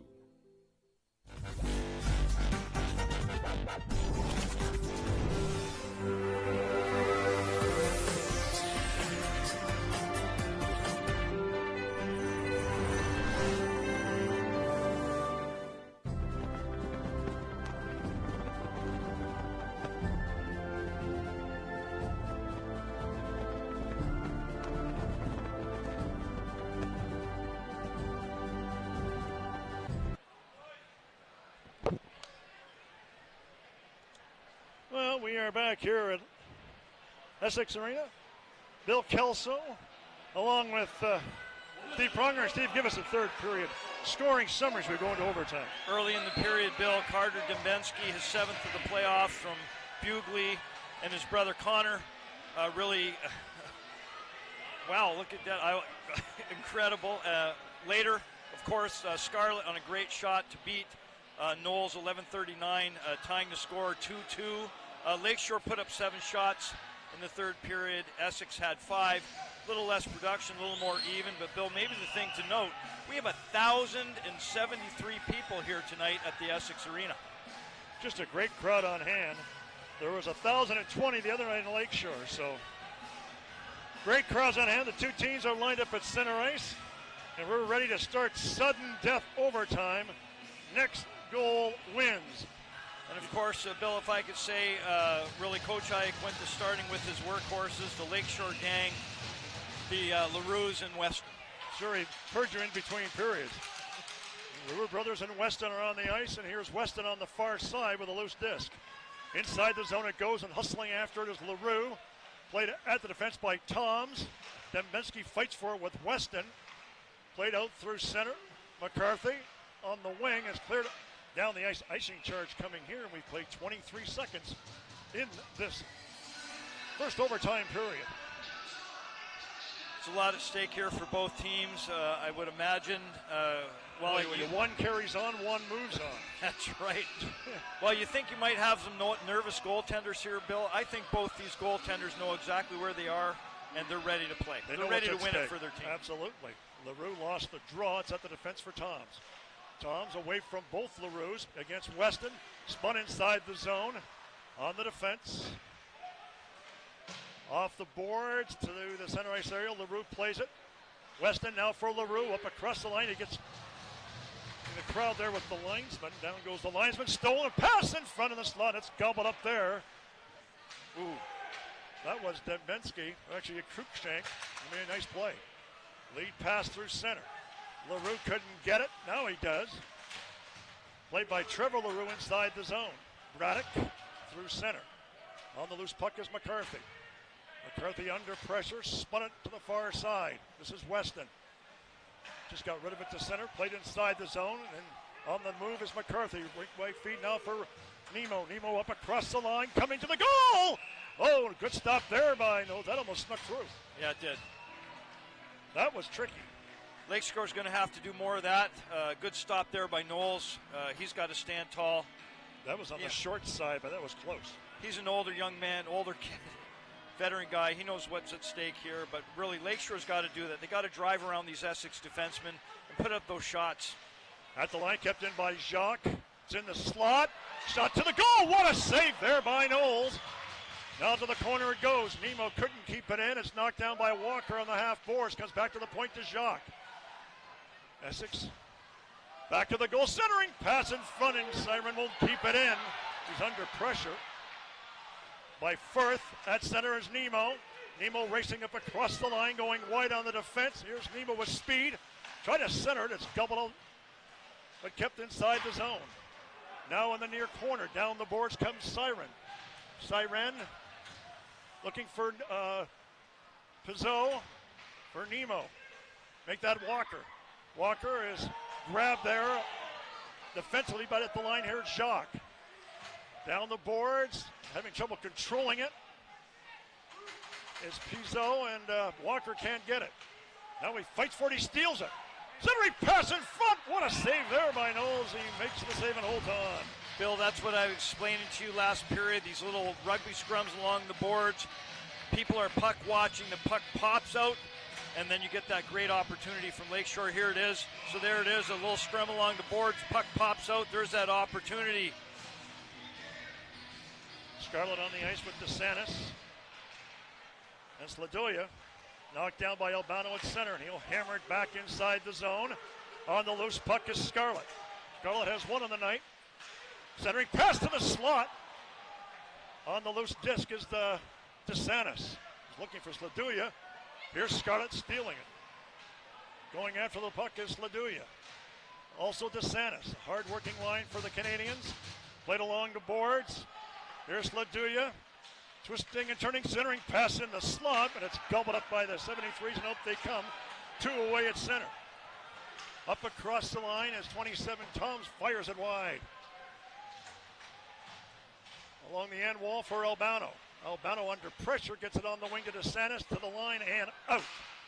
Tom slaps it back in on a delay. 16:45 to play here in this first overtime session. We're knotted at 2. Canadiens to center. That was cut off on the play. Now across the line, a wrist shot, and it's snared rather casually by Heslop. No further play, and that was off the stick of Carter Dembinski. Bill, turning the puck over at the blue lines can kill you in playoff hockey. Certainly in overtime hockey, you don't want it. Heslop's got to react to that. Just after this turnover, Essex able to come in and put up a nice shot on Heslop. I think it might be their first one of the period. I think it is, too. Dumped on the play is Jacques, but it comes out through center. Here's LaRue. Eric LaRue looking for Weston. Checked on the play. Played by the 73s. Knocked down by LaRue. Going after it is Weston. Cleared to the line and out by Pollock. Jacques brings it across the zone. He's cut off on the play. It's kept inside the zone by LaRue. Actually, that was Weston. Now LaRue. Trevor LaRue goes in on the forecheck. Turning away is Toms. Passing at center. Now across the line for Toms. Checked on the play. Out come the Canadiens through center. LaRue is checked on the play. Parker Jacques having trouble controlling it. Now they get it and they flip it out and down the ice. Icing is going to be waved off. Changes coming for the Canadiens. 15:37 to play in the period. A long lead pass through center. Up across the line is Smith. Checked on the play by his numerical counterpart Albano, and it comes outside the zone to center ice. Whistle on the play as it's out of play off the stick of 21, Alex Braddock. Danny Anger's looking who's next. And sure, every coach in overtime wonders who's got the magic pill, who's got the answer, who's going to make a difference. He wants desperately to find himself tomorrow in Bell River. Walker, Nemo, and Pizot on the ice for the Canadiens. McCarthy now across the line. Shot to the goal, sticked away nicely by Heslop. Hard check in the corner. Walker with a long lead pass for Nemo. Nemo is given a bump on the boards by 21 Braddock. Far side it goes. Jackson just gets rid of it to center. Knocked down on the play is Walker. Here's Jackson up across the line going wide. Wrist shot. Saved there by Heslop. It goes up into the netting. And there's no further play. 14:51 to play here in this first overtime period. We're still knotted at 2. Look at this on the replay. Jackson, great up-pucking from his defense. Jackson's had a standout game. Provides the puck for his partner. Heslop coming up with a big save. Critical face-off here, Bill, for Essex. Face off to the left. There's a shot that was blocked nicely by Sladuya. Kept inside the zone by Essex 73s. Out with the puck, steered away, and on the loose puck, Sladuya couldn't get it. Now Siren around the boards. Here's 37 is hit hard and high, too. That was DeSantis. On a check delivered by Toms. Toms collides with his own man at center. Now across the line, Siren couldn't get it. On the loose puck is 24, Liam Hall, and he's taken to the boards by Siren on the loose puck and banged off the wall to center.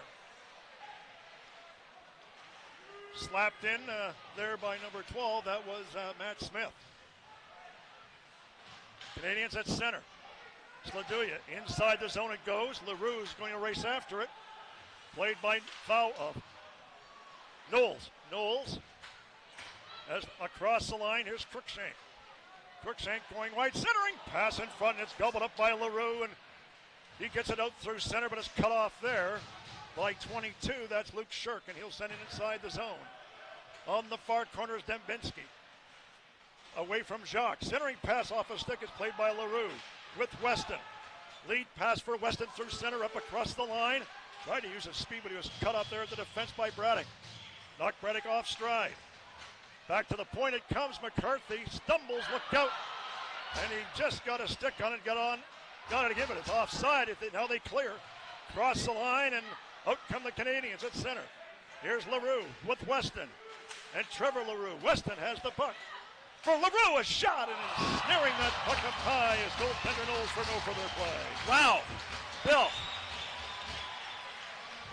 Knowles reaching high to grab for that one. A nice play on the close side here by LaRue. Eric LaRue, of course, waiting, showing some patience, getting it back. Little give and go to himself. He's in that sweet spot. Again, that Austin Matthews spot. Great spot to shoot from. Knowles reaching high to rob LaRue of that goal opportunity. So Walker will take the draw for the Canadiens.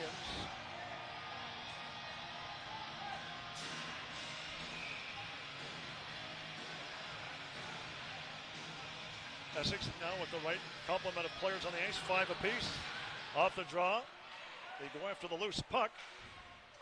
Played to the far side. Walker with a check there on Hall, and it comes outside the zone to center. Wristed in by 27. That was Fable. Lead pass cut off by Nemo. Nemo keeps it inside the zone. Walker going after the loose puck. Now has it. Nice play there defensively. Out come the 73s at center.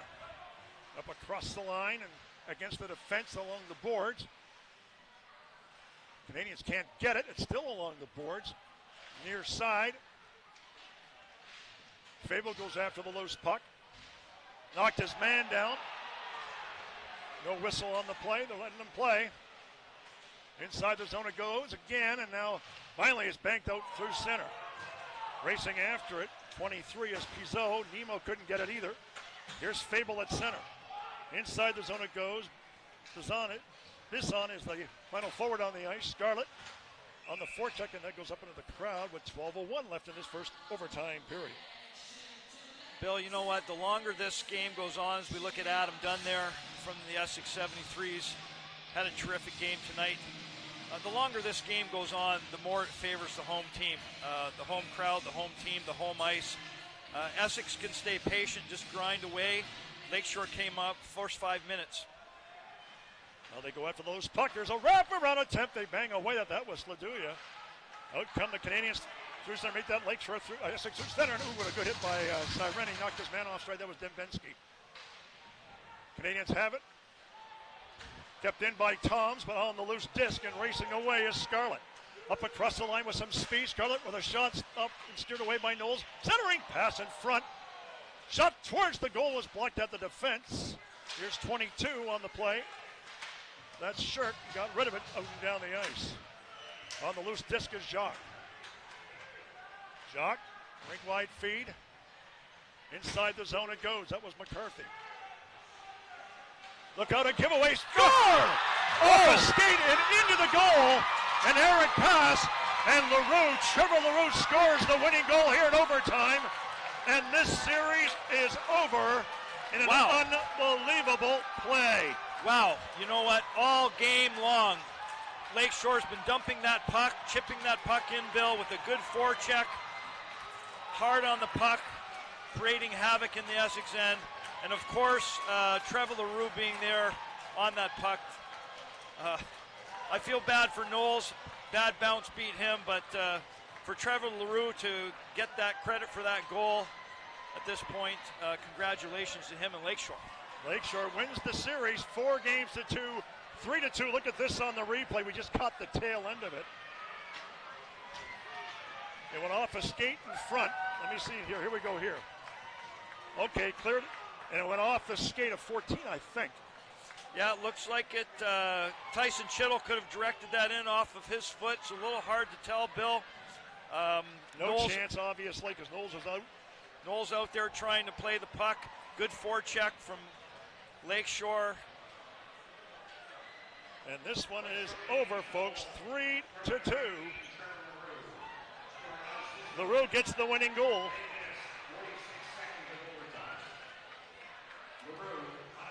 Unassisted at 8:46 of the first overtime period, and the Lakeshore Canadiens are the 2022 PJHL Stobbs Division champions. Yeah, congratulations to them. A tremendous effort tonight from both teams. The fans were treated to an overtime game. And Bill, in one way, the game ended when it should have, on a good hardwood play. Hockey's a game of lucky bounces, and sometimes you win a bounce and sometimes you lose one. Absolutely. And the two teams will be, I'm sure, shaking hands at this one. After this one. Ladies and gentlemen, please welcome the Western Conference manager of the PJHL, Mark Hagerman. Doing a presentation. Look at this, though. Like I said, Lakeshore wins it 3-2. They did win 3 games in this building. Yes, they did. It seems to be the theme of that. You win on the road and so on. Best of 7 series, 4-2. They were supposed to go back. Essex winning tomorrow night to Lakeshore for Game 7. That's unnecessary. Lakeshore will move on to their next opponent. I don't know if it's still to be determined from the YEC division. At this time, we're going to toss over to Dominic Papa, and he's got a guess. Don? Related Mark Segan, the general manager of this hockey club, Mark. It was a tough series, but your team just persisted. Tell me about your thoughts right now, winning this championship, and what it means. It's been a long time, this 2-year wait. Yeah, I'm real happy, proud of our coaches, proud of our kids. You know, like I said before, we thought we had a long run going there, and then the break really put a halt to it, and these guys went through a lot and just kept fighting and fighting to win this division. It's not an easy division to win, and we're exhausted. And listen, that organization over there is one of the best around, so it's not easy beating them. So we're really proud. We're going to enjoy it tonight and then get back to work tomorrow. What does it say about your team, Mark, winning 3 games in this building? Not easy. Winning 1 in this building is not easy. You know, we lie to you a little bit and say home ice doesn't mean much in the beginning, but it does mean something. And, you know, kudos to our kids. We've got a great leadership group this year, and they just took control and wanted to win, and they willed their way tonight. This series, obviously, I can bet you guys are tired, but you have to start thinking about the next one. But, you know, what do you take from this series and into the next round? Well, for us, the last 2 weeks to 3 weeks, we really didn't face any adversity throughout the year. It was going too smooth and too good, and Wheatley gave us a battle, and these guys, you know, they're a great team, like I said, and they gave us everything, and we withstood it. So, you know, we're not going to get too high. We're not going to get too low. We're just going to keep pumping and pumping until we get to that ultimate goal. I know you're going to need time to think about all this, Mark, but how anxious are you to get the next one going? Well, we're going to have some fun tonight, and then we'll get right back at it tomorrow, and we got to get going. It'll probably be end of the week, but we're looking forward to it. This is what we signed up for, and we can't wait to get going again. Congrats, Mike. Thank you, man. Appreciate it. Mark Segan, the GM. Going to send it back up to Bill and Steve, and I'll see what else I can gather for you down here. A lot of excitement, obviously, and a lot of elated players on this side. The Essex 73s, again, kudos to that group, though. What an outstanding year they had. Made some changes and certainly really came together in the playoffs. But give us a moment. We'll come back down in just a couple of minutes.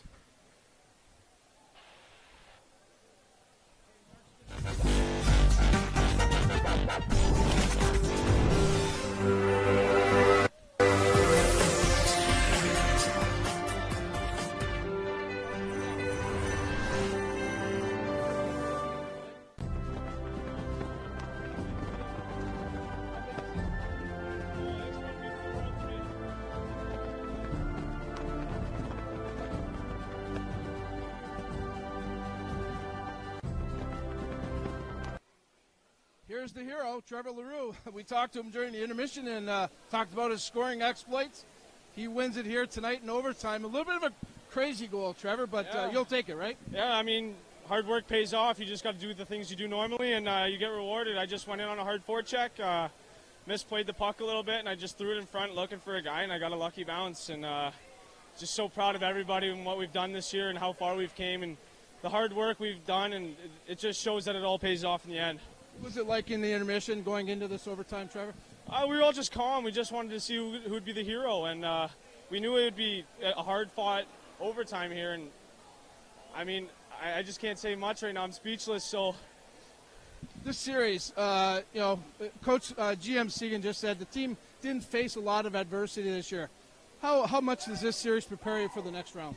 Oh, they made us work every single night, start to finish. I mean, what a great team they are. I got to give props to them. They made us work. Like we haven't had to work like that other than Wheatley. Wheatley gave us a good 2-game loss there. We had to show some adversity, but being down, like these guys scored the first goal of the last 3 games, and just had to fight back. And I was just so proud of everybody fighting back today. And let's go Canadiens! Go join the celebration. Thank you, Trevor Leroux. Outstanding series, that's for sure. He was definitely the MVP. Send it back up to Bill and Steve, and we'll be back for more down here.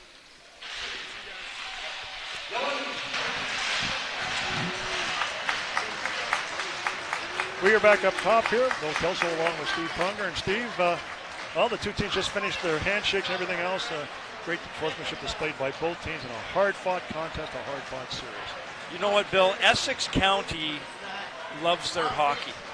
You know, of course, with the Windsor Spitfires at the top of the umbrella, but these local teams in the Provincial Junior Hockey League, Essex, Lakeshore, Amherstburg, it's all great. And, of course, look at that. I don't even know what to say. Yeah, I feel so happy for Weston getting that trophy as a captain. But they still, it's one of those scenarios. This is not the end of the road for Lakeshore, it's not. Bill. They're going to carry on.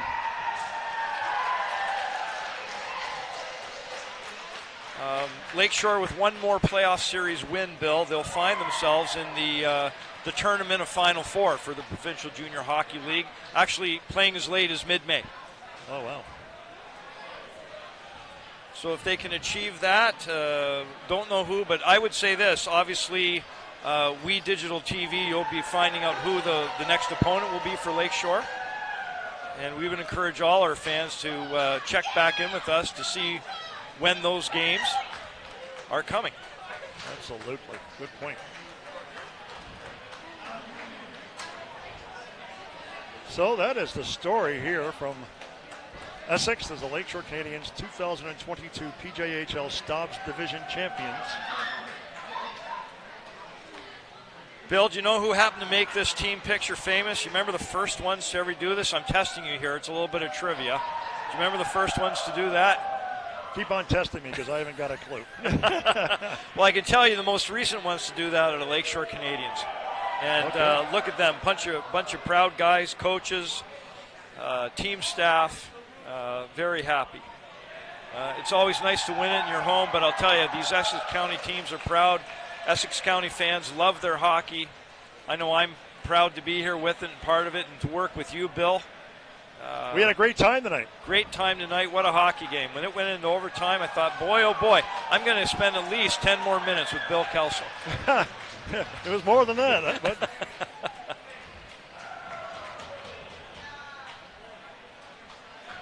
Dominic Papa has another guest. Looks like it. I believe it's Anthony Iaquinta, the head coach of the Lakeshore Canadiens. And they're just setting things up now for Dom. And here it is. Coach Iaquinta of the Lakeshore Canadiens joins me. He steered the ship all year long. You win 3 games in this building, Coach. Tell me how you did that. I would love to tell you there was a strategy, there was something that we planned, but, you know, we had our backs against the wall all games that we came here, really, except tonight. So, you know, they stepped up all year. They've stepped up when we kind of needed it most, and tonight was no different. So we're proud of them. We're proud of the way they competed. I didn't think tonight we were great, but, you know, we did just enough to win, and that's what matters. 2 years ago, the chance to win this championship was taken away because of the COVID situation. A 2-year wait. Is it any better this time because of the wait, or is it what you thought it would be? Anytime you win, it's fun, right? So, you know, for us, winning's winning, and that's what you want to do. You want to end the year on a winning note, but for us, the main thing is we're not done.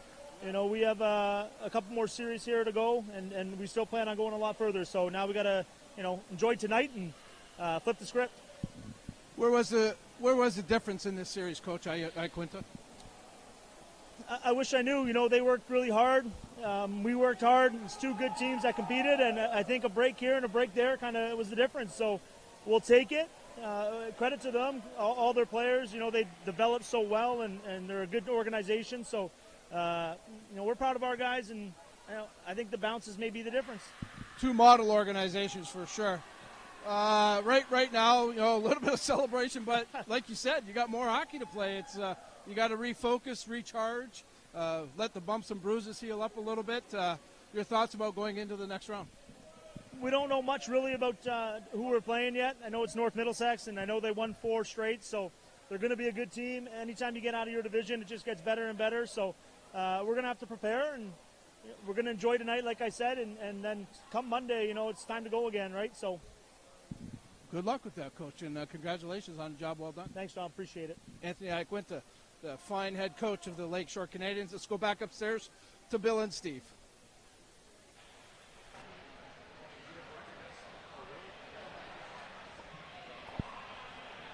Well, Bill, what a night.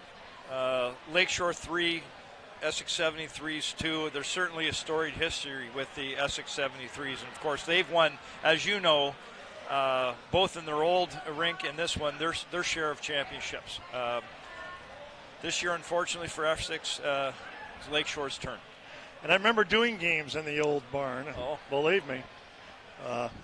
I've got some interesting stories, let's just put it this way. And so doing some games, and even games on Lakeshore, too. Yep. Remember when the police came out and everything else 20, 30 years ago? So it was an interesting, certainly an interesting rivalry over the years and everything else. Certainly made calling games very interesting and a lot of fun to boot. But tonight's in this entire series certainly pretty special. Dominic has another guest. It's the goaltender, Mr. Heslop. Yeah, he winning goalie. Well-deserved win for him tonight, for sure. So Trevor Heslop is going to be Dominic's next guest here. Cue me. Here we are back at ice level, and you know what? A lot of people thought both goaltenders were outstanding in this series. I thought they were as well, but maybe a little surprising was Trevor Heslop of the Canadiens. Of course, Liberty, the veteran goalie, the starter, but you come in and didn't miss a beat. Trevor, talk to me about playing in this championship and what it meant to you to win this. Well, I mean, it means the world. We've been working for this all year, practicing, working out after practice, doing all that stuff for this moment, and the boys really came through. They worked hard, finished it off in overtime, and I couldn't be happier. Game in and game out. We always looked at the goalies. Did you feel some pressure? I mean, there's pressure all the time. You want to win, but was there added pressure? There was definitely added pressure, but I like to go into hockey games thinking it's just another hockey game. Like, I went into this game knowing it's the finals, knowing if we win the whole thing. Went into it like it was just any other hockey game and did my thing and came out with a victory. the team in front of you. Talk to me about the guys in front of you, Trevor, if you can. How good are they, and how much do you like playing with them? Oh, I love playing with these guys. We got a great group of brothers here, brotherhood for sure. And yeah, we play for each other, and yeah, that's sums it up pretty well right there. Mid-April, and you're still playing. That's not a bad thing, is it? Oh, it's great. I know the weather's warming up, but there's nowhere else I want to be except on this ice. So we're gonna keep going as long as we can, and job's not finished yet. So let's go. Well done up to this point. Congratulations. Thank you. Trevor Helslop, the fine goaltender of the Lakeshore Canadiens. Okay, that's our coverage for tonight. Check with WeDigital.ca. We will be talking to the Lakeshore Canadiens. We're hoping, I'm sure we'll be doing some of the games in the next series. So go to our website, WeDigital.ca, and we'll have announcements there. For now, we're just happy that we are a part of this in a small way. We hope you enjoyed the broadcast. I want to congratulate my crew, my We Digital team, doing an outstanding job as always. I can't say enough about these guys, how hard they work, and presenting these games. It's not an easy task, folks, and these guys step up every time I ask them. So kudos to them. Also, I want to thank Steve Pronger, Josh Carnavale, Bill Kelsom, our play-by-play team for this series. Again, all professionals, and I'm sure you enjoyed their calls, the breakdowns, everything. Did an outstanding job for us. So the story here tonight, the Lakeshore Canadiens are the champions of the Stobbs division. Check with WeDigital.ca for future broadcasts. Until next time, this is Dominic Papa wishing you a great day. Take care, everybody.